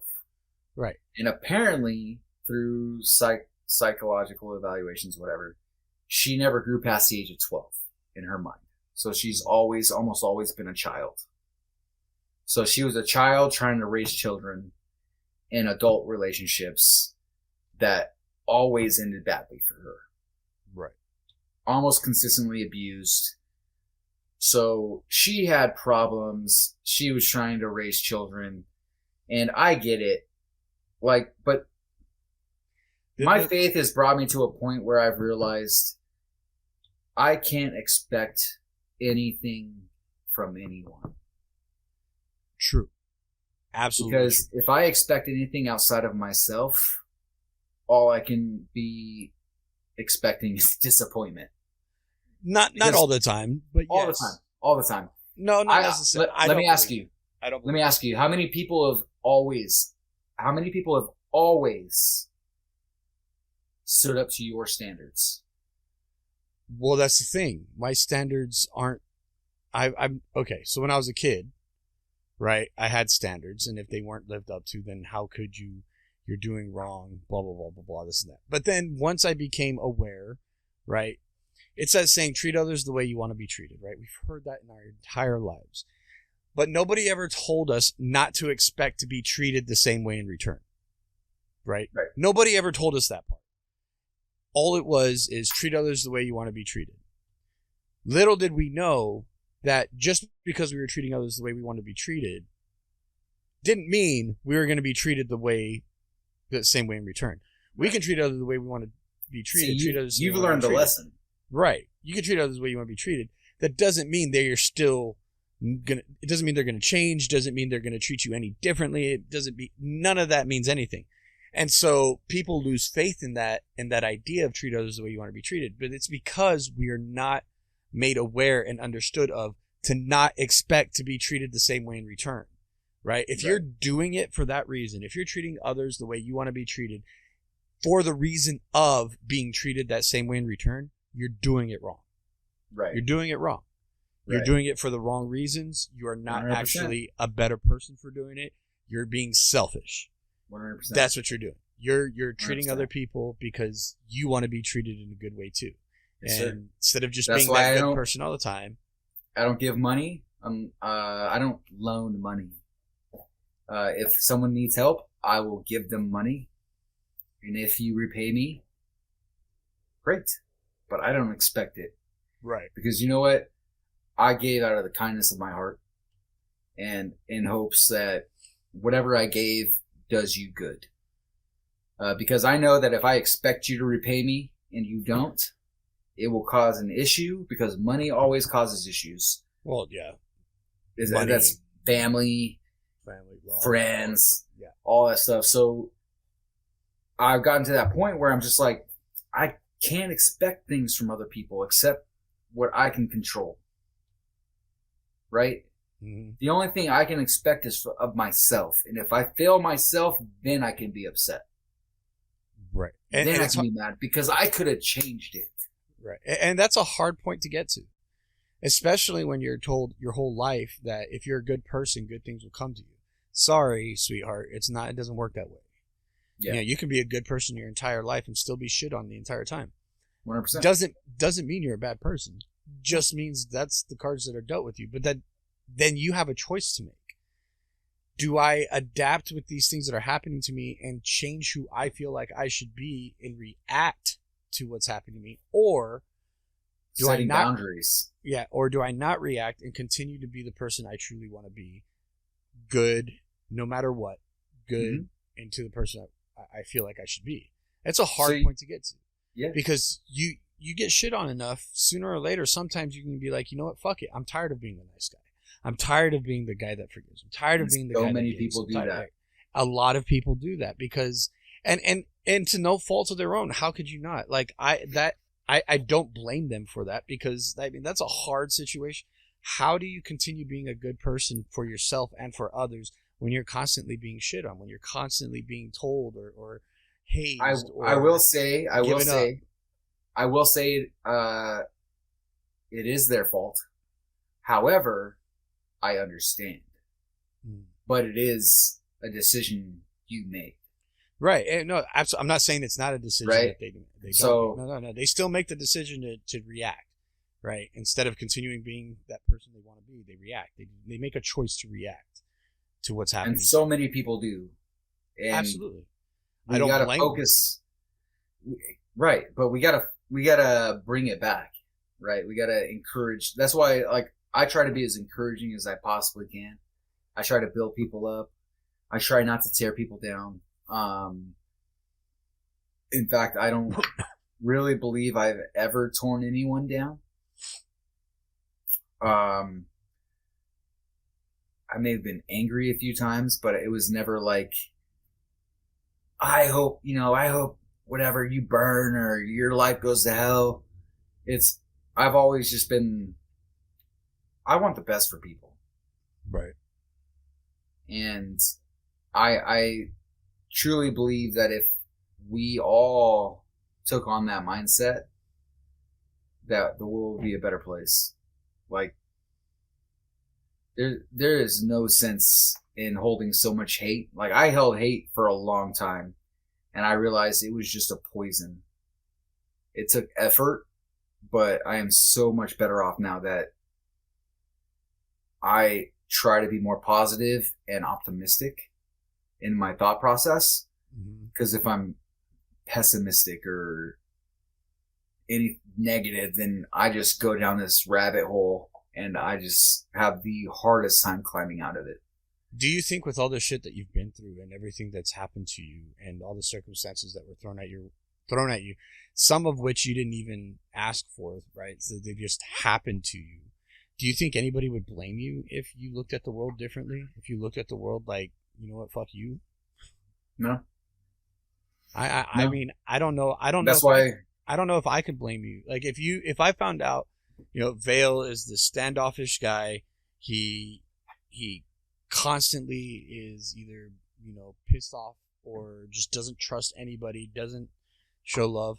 But then I learned about your past. I don't think I can blame you for being that way. I don't think I'd be like, well, shit, just because he went through that doesn't mean... No, I'd probably be like, well, it makes sense. It makes sense why he would have such a stone cold look at life. But you don't, right? You don't have this stone cold look at life. You have this vision of who somebody can be and who you want to be. And so you're living that, right? You're trying to make changes into doing that. I was given hope.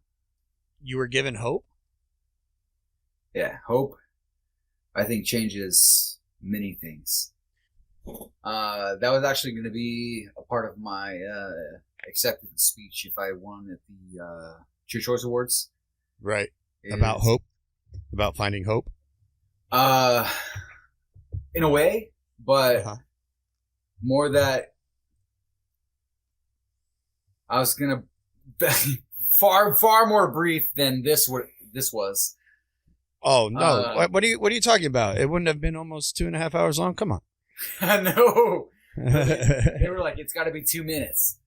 So I would have super nutshell, most of y'all didn't know I was adopted at 11. I had a rough childhood. But that was going to be my acceptance speech. Was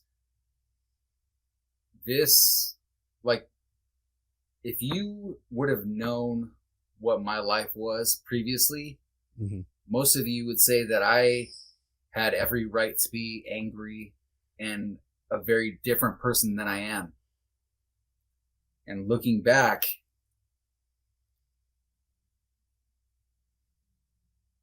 I can only say that it was the hand of God that guided me through my life. Right. Truly my life is a testimony. I can't attribute it to anything else really, because I was angry. Well, a lot before we took that little break. You said something gave you hope. Like there was hope, and kind of hope is what is kind of guided you to become this better person, this individual that, even though he's been through all this shit, could have definitely been a different human being. And I don't think anybody would have blinked an eye as to wondering why you're that type of individual. People I think would have understood, right? But here you are, you're not that individual. You're somebody that is trying to be better, and you attributed that to that hope. I'm kind of wondering where did that hope come from?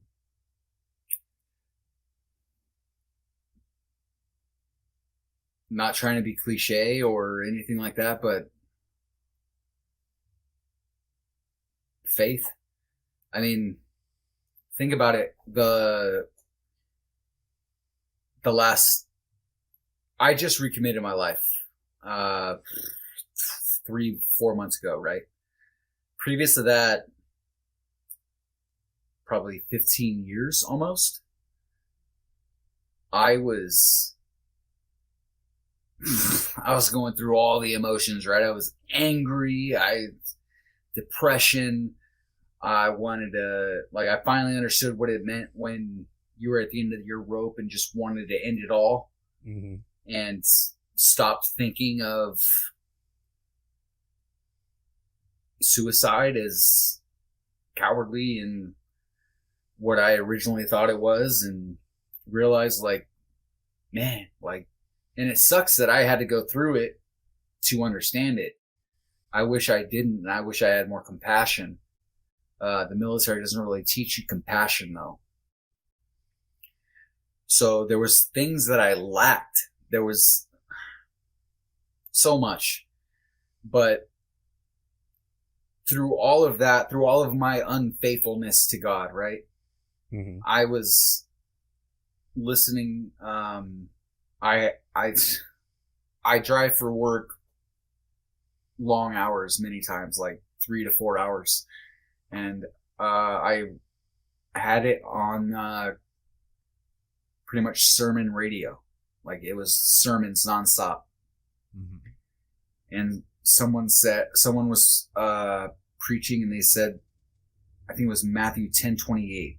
I'd have to find it, but essentially the verse says, "No one can pluck you out of my hand." And I don't remember the exact phrasing, but essentially what it was saying was, not even you can pluck you from my hand, right? Mm-hmm. So I almost pulled off because I was like near, like just crying. Even in my unfaithfulness, Jesus was still faithful to me. Mm-hmm. And that's hope. That, to me, that's hope. To me, there's something to strive for. There's a purpose. And what you were hinting on earlier is something that I've been struggling with, because I love my fellow veterans, my brothers and sisters, and that struggle for me was 2018. So almost, 4 or 5 years ago? 5 years, yeah. So since then, I've been trying to figure out some way that I can positively affect the veteran community. Mm-hmm. That I could bring that 22 to near zero, to zero if I can. Because 1 is one too many. And of veteran suicide. For those of you who don't know, just listening in. So that has also added to my hope that, though I struggle, I feel that as iron sharpens iron, so one man sharpens another. If we can together work on these things that hurt us, mm-hmm. that we understand each other, that we can make a difference as a community. And it dawned on me that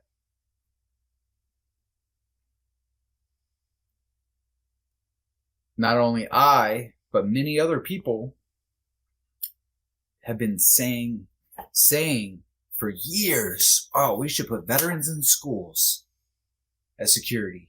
Mm-hmm. We've been saying this for years. People have been saying it forever, right? But no one's done it. No one's done anything about it. And I am not really the person who just talks about doing something. I have to do. Right. Well, it's that whole saying. I mean, like, so we have this saying in the fire department, right? You can bitch about it or you can do something about it, right? And the best way to shit or get off the pot. Yeah, you can bitch about it. Bitching about it's not going to do anything. You go to the union, place a vote, bring up an article, promote, become somebody who can make change, do something to make that change, right? 100%. Don't just be the person that bitches about it all the time, because just bitching about it is not going to change it. It's really not going to change anything. It's not. You might bring awareness to the situation by bitching about it long enough. I'm sure you might bring awareness. But sooner or later, if it's just bitching and bitching and bitching, what do people that bitch all the time usually get ignored down the line? But I mean, what good does it do to just tell someone I stand with you, or to change your profile picture to a flag or something that's like, I'm just showing support. Great. What are you doing? What are you doing? So a friend of mine brought this up in an way earlier podcast. And it was Pops, actually. Pops brought it up. You know Pops, Pedro. Yeah. He was on the podcast, and he goes, all these people bring awareness, and awareness is great. Awareness is good. It allows people to be aware that there's a situation going on or a problem that needs to be taken care of. But he goes, all those people that bring awareness, like, what are we doing other than just bringing awareness? You're that person that's just bitching about it. Yeah. You're that person that's just screaming about, like, hey, there's this problem, there's this problem, there's this problem. Okay, there's this problem. What are you doing to try to help? What are you doing to try to help remediate that problem? Right. And he goes, awareness is good to a point. But he goes, what's awareness without action? 100%. That's why there's 22 push-ups a day. Action? Right. What is awareness without action? Again, you're bringing awareness, which is great. That's great. It's not a bad thing. But I guarantee you, the person who's putting a gun to their head, or in that moment that they're about to do it, they're about to commit the act. They're not thinking about, oh, well, so-and-so just did 22 push-ups. Maybe I shouldn't. Right. No. No. That's not what they're thinking about. No, they're not. And so there has to be some type of action, right? And again, this is not to bash people that are bringing awareness. No. Awareness is a good thing. But we are trying to... You have to have action behind it. Yeah. Are you donating? Are you raising money to give to foundations like What Makes Us Fire or Soldier Solutions? These individuals that are trying to make a difference and actually impact lives. Because just doing push-ups, just raising awareness doesn't do anything. And that's just facts. It's fact. Hopefully that awareness push gets somebody's attention that can make a bigger difference, right? And we get it. Not everybody can, make an actual step forward farther than awareness. All right. The people have circumstances in their lives and stuff like that. But there's something that you can do beyond just awareness, and that is supporting people that are trying to make actual physical changes. Like you said, supporting a nonprofit. You can miss out on a coffee or two a month. Right. If you really truly believe in something, you can miss out on something that you want to support something that you actually believe in and make a difference. Absolutely. 100%. And we make time for the things that we want to make time for. I agree with you 110%.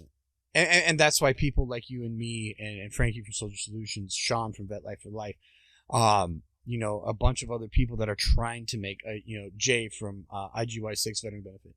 There's all these people out there that are trying to make a physical change with the problem that's in front of them. And whining and bitching about it and saying, look here, there's a problem, hoping somebody else steps up. Well, you don't have to hope somebody else steps up. So there's plenty of people that are trying to step up. All they need is they need that help. They need that lift. They need you to stand behind them or beside them and lift that idea that they're trying to push to make an actual difference with what you are advocating for. 100%. What Makes Us Fire, we're advocating for the mental health of our civil service members, military, first responders, getting them inpatient mental health treatment. IGY6 is advocating to help veterans that might be in a financial hardship. Soldier Solutions that are trying to give veterans a purpose in life again, giving them something to look forward to work towards. Vet Life for Life, trying to do their best to help with changing the mindset of people. Which definitely needs to happen. Right. Mindset. Perspective. Those are the biggest things. Once we can create something that makes a physical change with those things, with perception and mindset, you're gonna see a change in the rate of suicides within the civil service community. You're gonna see the change of depression rates. But we need people that are willing to step in front of this. It is a firing line. It is, because every time you try to make a change, it doesn't come easy. You get fired back on, right? Well, I realized something the other day. Blocks in front of you, 110%. Oh yeah, for sure. And I realized something the other day. I was like, So many people, whether it's active first responders or active duty military, many people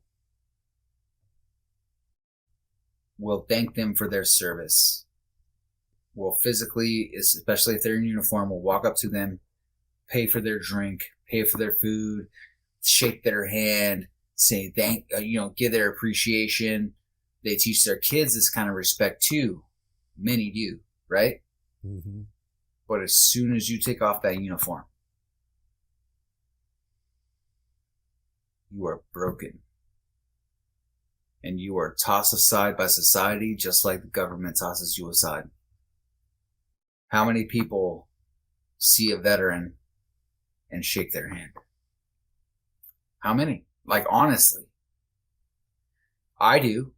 If I see a World War II veteran or, Desert Storm or someone wearing like a Marine Corps veteran hat or military veteran hat, I go up and shake their hand and I say, thank you. Thank you for signing that dotted line. But not many people get that. And sure, on social media, you get the thank you for your services and all this stuff, but it never goes further than that. Like, everyone claims that they want the best for veterans. You can take this out if you want to, or whatever. No. I mean, no. These are true feelings, and these are true feelings that I think a lot of us that are trying to make a difference have. And I'm going to be 100% honest. I'm running a nonprofit that a lot of people tell me, "Oh my God, that is amazing." I'm like, that's crazy that you're doing something like this, that you're trying to make this kind of change. But yet, I'm hearing it. Make change without, but I'm not seeing it. Or right? other people making the waves with me. Right, exactly. And appreciation, as much as it is appreciated, only goes so far. I can only use that appreciation to push what we're actually trying to do and make a change. Maybe it's the maker's mark that's emboldening me a little bit, but honestly, it comes to a point where your appreciation is just lip service. It's true. It's true. And I'm not trying to be just lip service. And I'm not trying to be a dick. I'm not trying to say I don't appreciate the appreciation. I'm not saying I don't appreciate the gratitude that I'm. There comes a point where I don't believe it. Yes. There's no action behind it. Exactly, and that's the point. Right. You can tell me till you're blue in the face, but if you say it so many times, I'm just like, okay. And what are you changing? What are you doing? Do, don't say. That's my biggest point. Like, do, don't say. I'm just exactly. No, I get it. 110%. And that's something that I feel like a lot of people that are starting these new nonprofits or starting a new push to make some change some way, they hit these brick walls, right? Because they put the idea out there. Excuse me. They put the idea out there, and they get all this support for the idea, the lip service verbal support, and it's great. And you're thinking, great. So if I take the next step in this shouldn't be that hard. They take the next step, and what happens? You ask for money? What? Well, I was just giving you lip service. Not even just money, time, effort, volunteerism. Smoke up your ass. Yeah, volunteerism, time, a fucking phone call to maybe point me in a direction that's going to help me find something that's needed or something, right?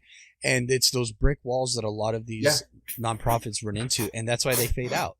They have these amazing ideas and these amazing solutions to these problems, and they get all the lip service and all the appreciation prior to, but once they hit that button, once they take that next step, it's like, yeah, about that. Yeah.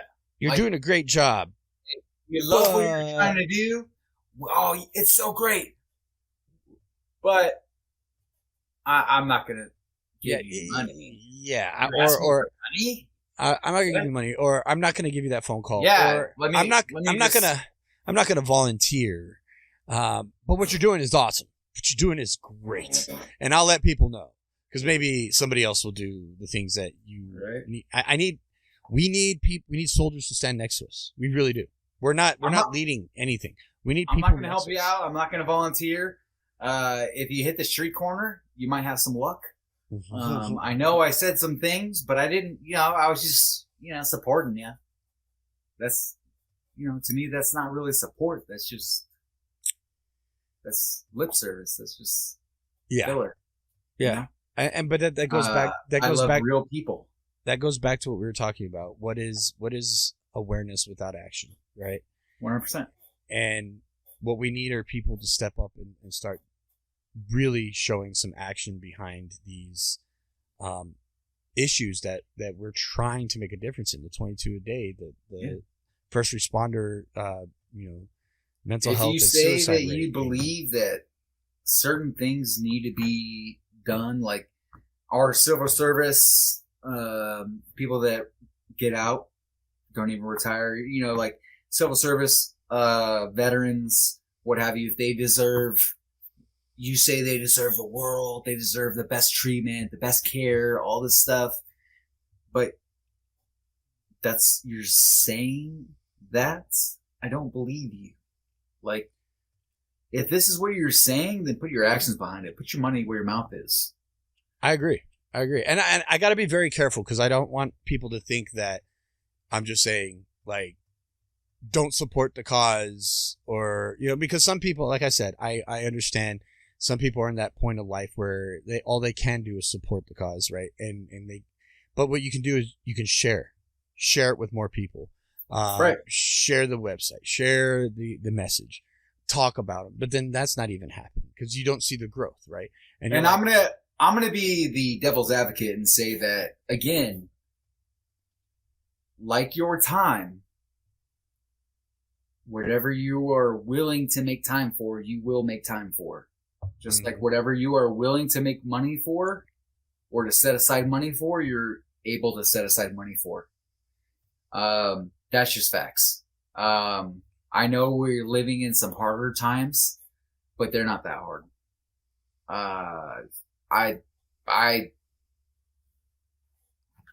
I've been there. I understand. I've been homeless. Not of my own accord. I was in California and it was super expensive. I was working a full-time job. I had money, just not the money that was going to get me into an apartment, right? Yeah, just not enough, right? So there's always a way. And I know many people, I don't know what your viewership is, but many people don't share the same faith as I do. Mm-hmm. And that's completely, I understand. Well, and that's something what we're going to get into. Look, everybody has their path that finds them into a better mental health state and really into a better life state. Yours happen to be faith, right? Mm-hmm. Some others might be therapy.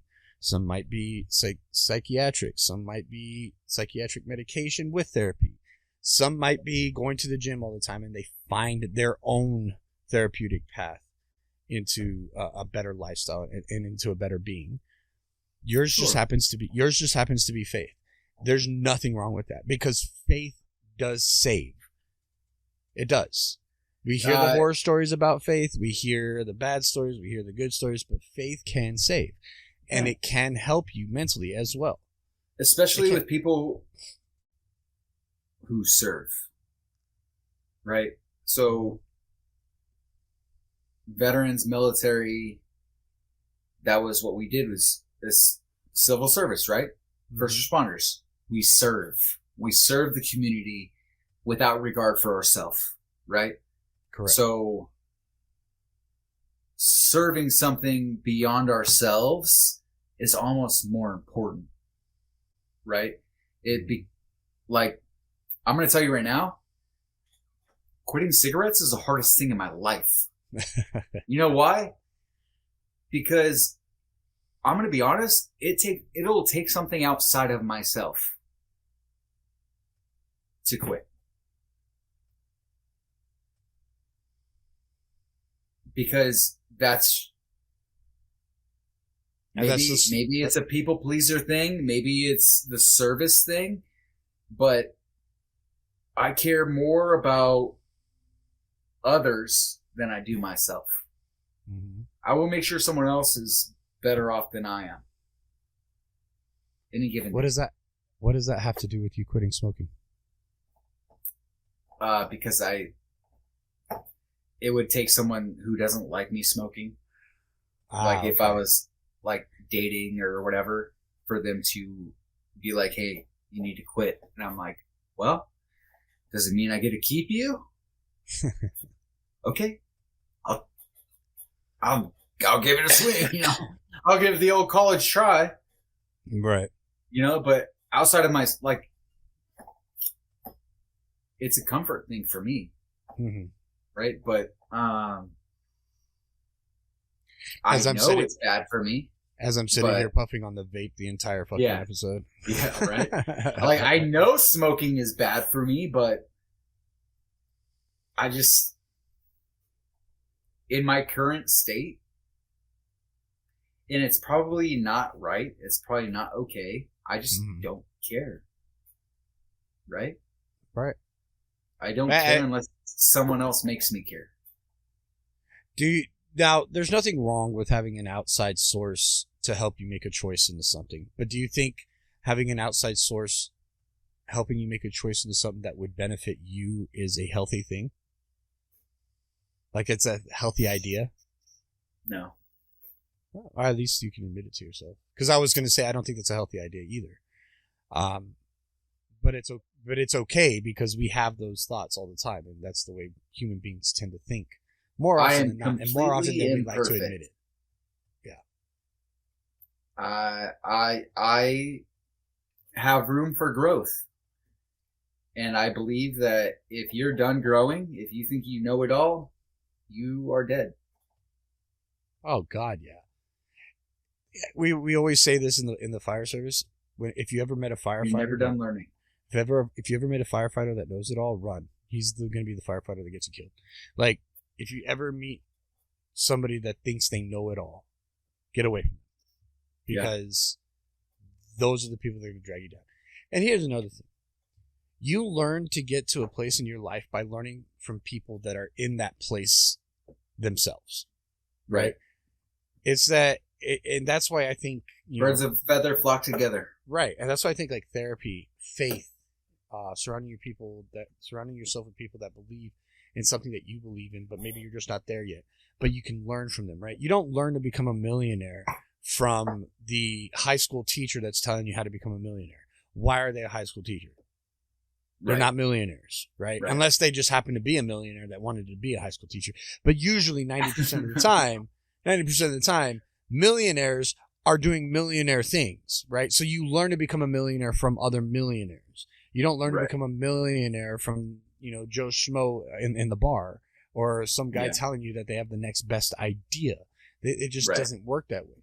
You learn to become mentally healthy by talking to people that have been through it, that are in a mentally healthy state, that have gone through some of the certain things that you've gone through, because maybe there's something there that you don't understand that they can help you understand. Right? That's the way life is. You learn from other people's mistakes. You are who you surround yourself with. Exactly. And you got to be able to learn from not only your mistakes, but literally learn from other people's mistakes. Learn from other people's mistakes. Set your pride aside and be willing to be coachable and learn. That's a hard one. That's a hard one. It is. It is very difficult. Be coachable. That's probably one of the hardest ones, because now pride is the biggest issue for human beings. Being able to set aside self is the biggest issue in human beings. Yeah, but because who likes to admit that the way they're living their life probably isn't the best way to be living their life? Nobody. I don't. No, nobody wants to admit that. It's true, But it's exactly. It is true. It is absolutely true. If you are in and a lot of people, like I was saying earlier, I know a lot of people may not have the same faith that I have. the Bible has a lot of valid moral and character values that are applicable everywhere, whether you believe in it or not. The good that you can find in it is, and like we were just talking about earlier, there's a verse that says, as iron sharpens iron, so one man sharpens another. That is directly applicable to the people you surround yourself with is who you will become. Right. If you surround yourself with people who are like-minded and trying to create a business, or they're successful already in business, then that will probably direct you to being successful in business. As long as you learn from them as you should, right? But Right, if you're surrounding yourself with people who are going nowhere, who are still working at, whatever job they had in high school, and they're not moving up, they're just comfortable, they're complacent. In the Marine Corps, we had a saying, complacency kills. It's true. It's very true. Not only in the war zone, but it's true in life. Complacency kills. A diamond isn't formed just willy-nilly, right? It goes through extreme heat, extreme pressure. So who are we to think that we can become better without trial and tribulation? We can't. We can't. We have to get out of our comfort zone. We have to come outside of our comfort zone. You need to become that diamond, right? To go through that fire and tribulation. You need to be put through stress to become better. Just think of going to the gym, right? You don't just go to the gym, stare at the weights, and become stronger. Yeah, I wish I could just go to the gym, stare at the weights, stare at the machines for about 10 minutes, and then walk out going, yep, I'm going to be strong tomorrow. I'm going to look so good by walking in there and just looking at those damn weights. No. Dang, that's what I did wrong in Vegas with the Speedo. It doesn't work that way. You have to put yourself through stress. And that example. You have to you have to rip some tendons. You have to rip some muscles to build muscle, right? Right. And not all the time. And I get, so some people are going to say, all right, but that's a stress you get to choose, right? Sometimes life throws things at you that you didn't choose to have thrown at you. And that's true. Absolutely true. But how you react to them, that's a choice. How you allow them to affect you, that's a choice. I posted a video recently. When something go ahead. Sorry, go ahead. Yeah, you're good. When something comes up in your life that is a stress, that is something you weren't looking towards, that's something you didn't ask for, you have a choice. Allow it to beat you down or use it to build yourself up. 100%. Yes. It's okay if it beats you down like immediately. A lot of the times it's going to beat you down immediately. When a tragedy happens, you're allowed to feel your feelings. You're allowed to feel those feelings. You're allowed to be hurt by it. You're allowed to be like, I encourage you, actually. Feel those feelings. Do not bottle them up. No. But once you get knocked down, you have a choice. Allow it to keeping you down or build yourself up from it. Yep. Right? And you have to learn to build yourself up from those things. I lived a life where I allowed it to keep me down. And I allowed it to keep me down so much so that I thought ending my life was going to be the only way to get it off of me. Right? That's what happens with depression. But it takes some mental fortitude and some, to be honest with you, it takes some people around you that give a shit to help you make those choices to become better. But there's so many people out there that will help. But it takes someone fighting for you. Yes. Yeah. But ultimately, it does come down to you fighting for yourself, right? Yes. Ultimately True. It does. But it helps to have those people in your corner, even if you don't know who they are. Right. Even and that's what I'll say about TikTok. This is a good segue. Now that this is a good segue. Let's get into your social media and into the TikTok thing. But as you were saying, so, I wanted to say previously, what we were talking about is pain, right? Right. Pain and the lessons you learn. Mm-hmm. I posted a video recently talking about how when I played football, our coach, when we messed up on or off the field, whether it was like we continuously ran the wrong play, right? Or we weren't learning, or like one of the guys, he was caught pissing out by the baseball fields. And obviously there's bathrooms for you to go piss in, right? Mm-hmm. So like whatever, like if you on and off the field, my coach expected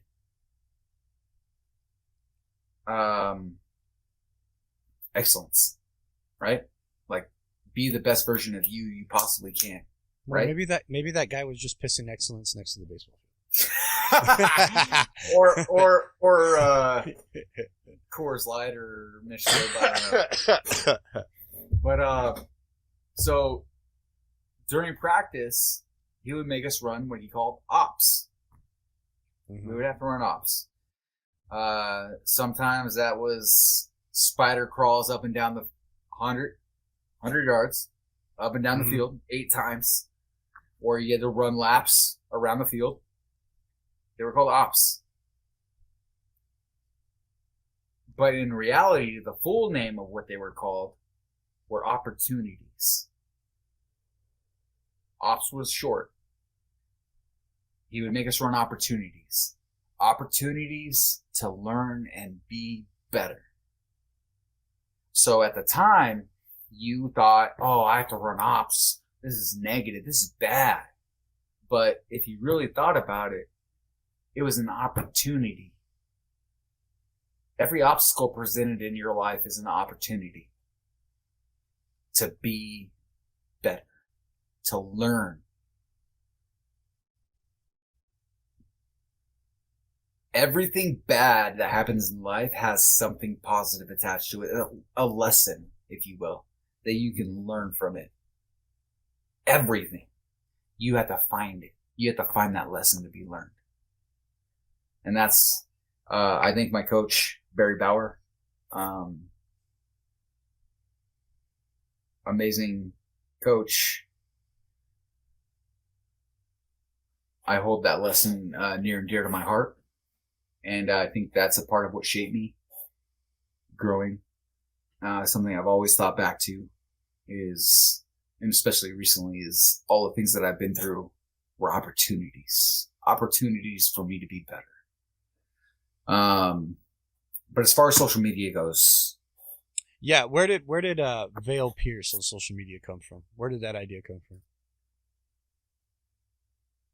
It was the midst of my struggling. Mm-hmm. At least with my depression, my anxiety, my PTSD.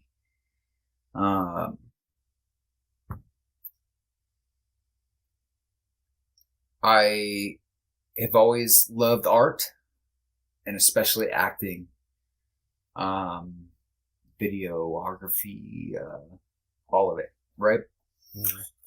So I heard about it, and I followed Gary Vee on Instagram, and early 2019, I think it was, I heard him say, if you're not on TikTok, you're going to miss out. Like, this is the moment for you to hop in, right? Right. And I was like, oh, TikTok, really? But I was like, you know what? I'm going to do it. And I hopped in. And at the time I hopped in, obviously, everybody, I don't care who you are, your first few, like 10, 15 videos sucked. Mm-hmm. They were the worst. You go back and you're like, I made that? Really? Yeah. Yeah, no, I get it. But, you know, it just, it became the creative outlet that I needed, that I forgot about, right? Like, okay. I knew that I knew and I know that acting is what I want to do. Mm-hmm. But I wasn't getting opportunities to get hired in Hollywood. And eventually I came to a point where I was like, I don't want to be hired by Hollywood. So on TikTok, I started when I actually got involved in TikTok. I don't know if you remember, but the Mafia thing was huge. It blew up. And right as it blew up, I hopped on. The character, the OC original cosplay, right? Original cosplay OC that I chose. I named it because something in my life I have never been able to get away from is, and I feel like I'm a manly man. I may not be like, built, but I view myself as a manly man. But one of the things I can never get away from is people considered me a pretty boy. Like, it's because it's because you are. I don't try. I don't do skincare routines. I don't do all this. Like, No. You look. God blessed you with a chiseled fucking jawline. You might as well just go with it, bro. You do have a face for Hollywood. I will fully admit that, right? You have a face for Hollywood. You're a damn good looking dude. I appreciate that, and I would say that like my own insecurities say like I don't know about that, but that's me personally, right? And like I said at the beginning, like this stuff that I grew up with, I think that helped me be humble. You think it helped you be humble with the things that you grew up with? Yeah. Well, I mean, I was picked on, and okay. I didn't have a girlfriend until I was like 19. So. All right. Well, okay. So that makes sense. But here you are now on TikTok. Look, like the hashtag no homo. But you're a good looking dude, right? Yeah. And honestly speaking, you're a good looking dude. You get like I said, I keep giving you shit for the jawline, but you got it. And I think you do have from what I've seen on your social media, you have the ability to be an actor. You have the ability to express ideas in an artful way through acting or through media, special video media. But you're using it now for something different, right? It started off for you. It was an outlet. Right. It was an outlet. But now it's turning into something else. It is. I want to help people. I have a huge heart for my fellow veterans, brothers and sisters. Not discounting first responders. I love you guys too. I respect everything that you guys do. Mm-hmm. But being that I'm a veteran myself, right? There's just a stronger connection because of where you've been. Right, I get that, and I understand that struggle a lot more than I do being a first responder. Correct. Right. So, but I have a huge heart for that, and like I said earlier, I've been trying for a long time to figure out what my purpose is. How can I help? And recently, after a video I posted saying that, I've been saying for a long time that we need to post veterans in schools to provide security, that, many other people have been saying the same thing. And I got to a point where I was like, you know what? And it's the craziest thing. In that video, I was like, we need to petition our governors. We need to petition people because I don't have the funds. I don't have the means. I don't think I'm able to. But literally the day that I posted it, my old English teacher from high school, who is now a principal at our rival school, called me that day and said, I literally have been thinking something similar to this for a few weeks now. I think this is a phenomenal idea, and I think you should take it up. We have security. We have, so they have security, but they can't hire enough security that they need, right? Right. And then they have metal detectors, but there's politics going on with that that make them not effective. And she was like, make this happen.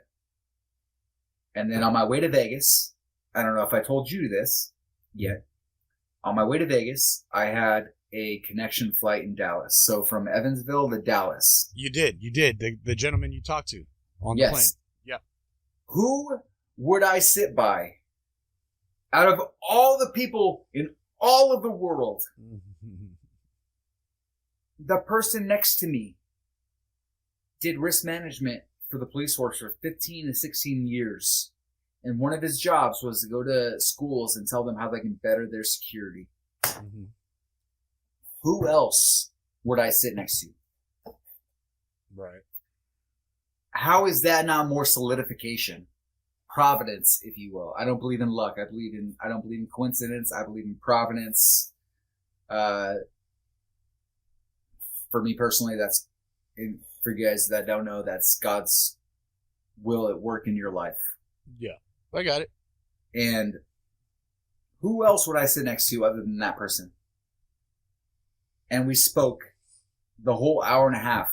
Like, there was no silence. Like, we spoke the entire time on that idea, on what it would look like.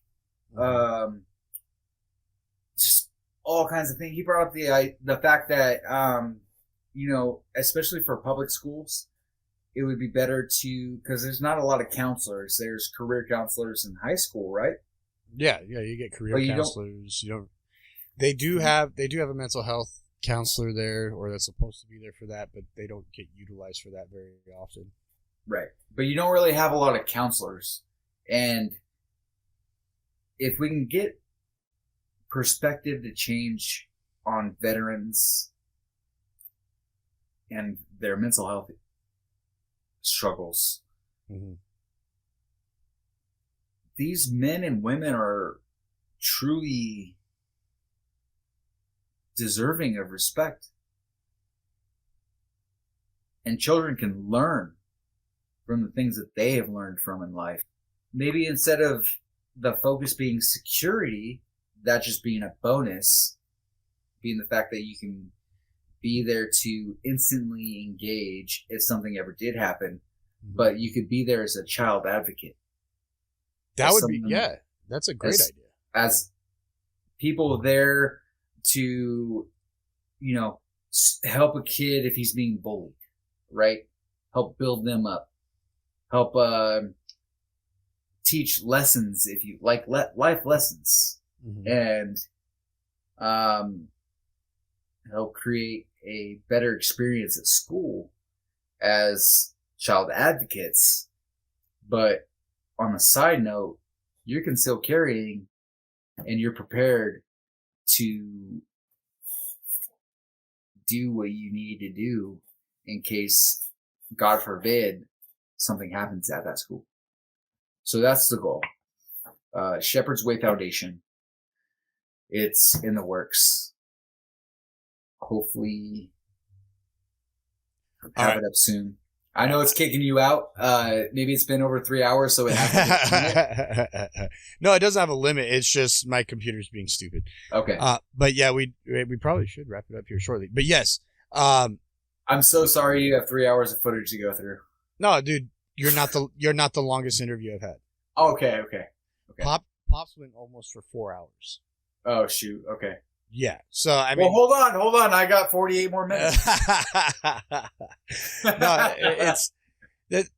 I hear what you're saying. Like, look, there's this opportunity that we have for our veterans that can make a change in our children's lives. Not only in being a child advocate, but in literally securing their safety while they're at school.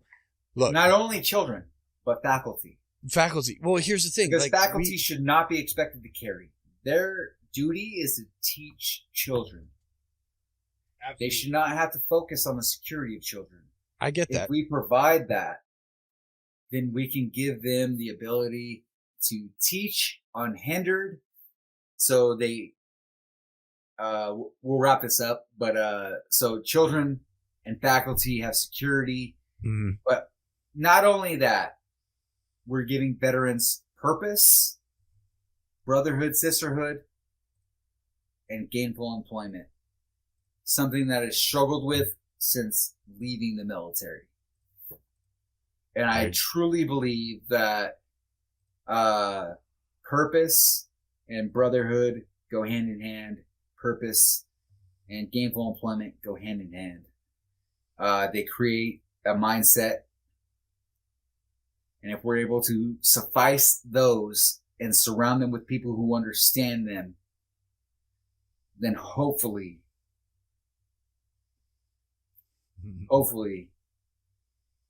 we can knock the 22 down. I think we can. And what are you creating to try to make this happen? It's Shepherd's Way Foundation. It's a nonprofit to provide schools with essentially three things. The three things that it will essentially the three responsibilities is I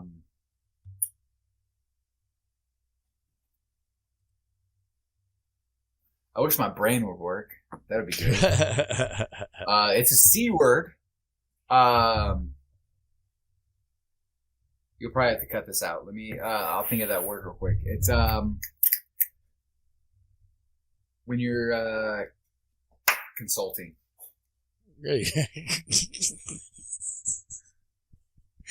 And Maker's Mark is good tonight. Yeah. All right. So consulting. What else would it provide? Yeah. So Shepherd's Way Foundation. The three things it would provide is consultation.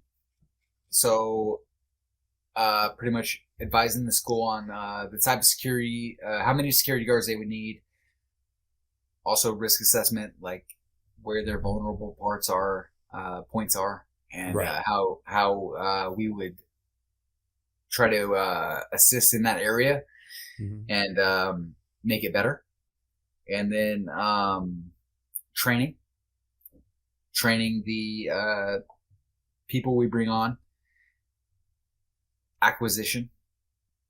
So they would not need to look for these individuals. We would find these individuals, get them certified, background, fingerprints, all of that stuff. And then a fourth thing would be either supplementing their income or providing the full income and paying it to the school so that they can pay these veterans who stand guard. Because I do not think they should do it for free, though many would be willing to. Oh, absolutely. I do not think they should do it for free. I think many would definitely be willing to do it for free. And I think any type of compensation towards them, they would be like, thanks, but I'm doing this because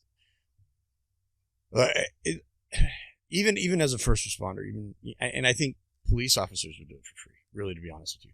I think, but you're talking about our military veterans that are coming back from war or that literally the only training they had were to defend and accomplish missions. Like that's all they were trained to do. To respond. Right. To respond. And nothing against police officers.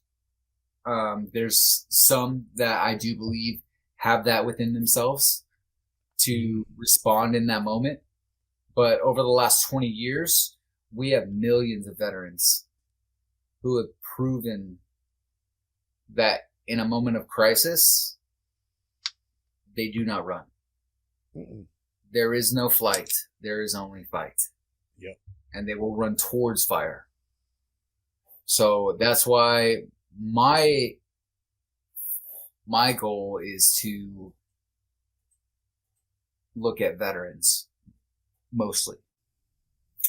And I think you absolutely should. I think this is another way to give veterans purpose. Yes. Especially coming home, right? And I mean, it's unfortunate that the certifications that our military veterans get while they're in the military don't carry over into civilian life very often. It is widely if at all. Especially as infantry. Yeah, especially as infantry. But now you're giving them something that they can do and something that they're trained in already, right? Now, would there be small subtleties that they need to be aware of? Yeah, absolutely. But of course, you're talking about a military serviceman or woman that literally all they do is train for what they're doing and then go and do it. So they are totally open to the training. And they are totally open to learning, new things that they need to learn to make sure the mission and the idea gets done. So I think your idea for Shepherd's Way Foundation is a freaking phenomenal idea. And I can't wait for it to start up. I know you're in the infancy process of it all. Yes. Yes. So if you guys donate, if anyone donates to it, currently it's not a nonprofit. Right. But any donations currently will help me get it into that phase. Mm-hmm. And more quickly evolve into the nonprofit that we're shooting for. Right. And something else to be said. So there's a lot of nonprofits or ideas that are becoming nonprofits, and they are not trying to elicit donations under the false pretenses that they are a nonprofit. But just know if you donate prior to the 501c3 standing, prior to the charity standing, that donation is a cash donation. It is not it's not tax write-off. No. So just be completely aware of that. If they can make a donation, where can they make a donation like that too? So apparently the website that I had was temporary. I thought I had it for a year because I paid for, I apparently didn't read the small print. But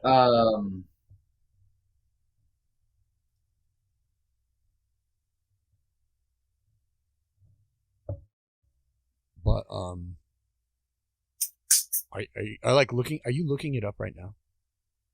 I'm trying to find it because I had I set up like the, text. Oh, text to give? Yeah. I set up one of those and put it on the website. Mm-hmm. But I'm going to be honest, I put it on the website and just like, you put a phone number in your phone with a name and you don't really remember the number. You just remember so I don't remember what it was. I just put it's probably something you probably should have had beforehand. Probably should have forewarned you. You can blame that one on me. Yes, that's my no. That's my fault. That's my fault. Let me donor box. What's the website?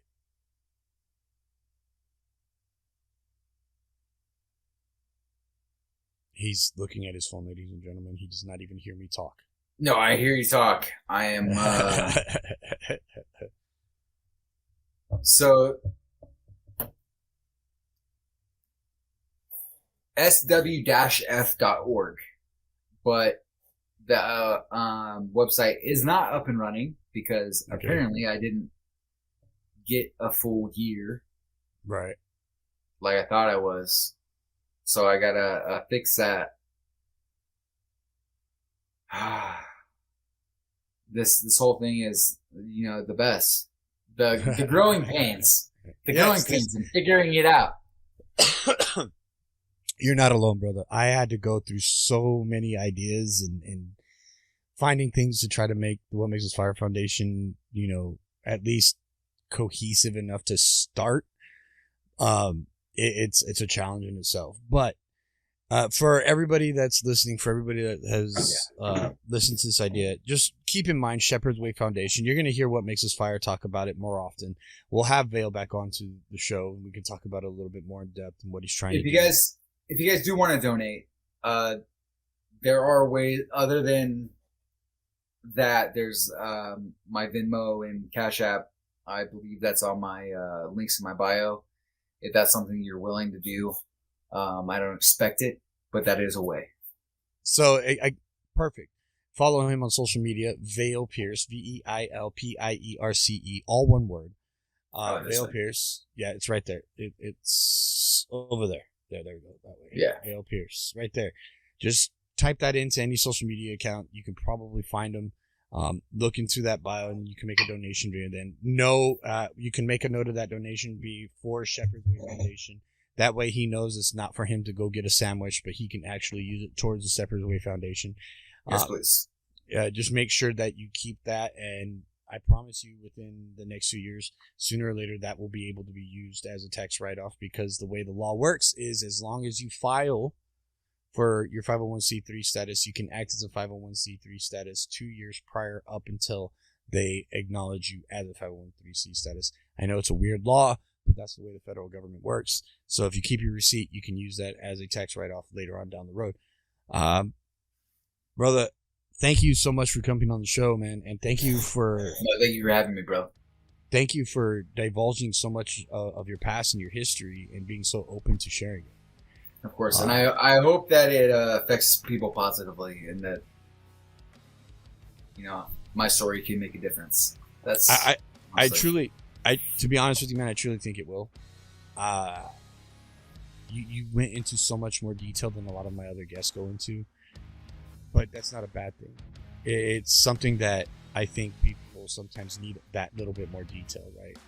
Sometimes you hear those stories and then you hear that, but what if this, or what if that, but what about this, right?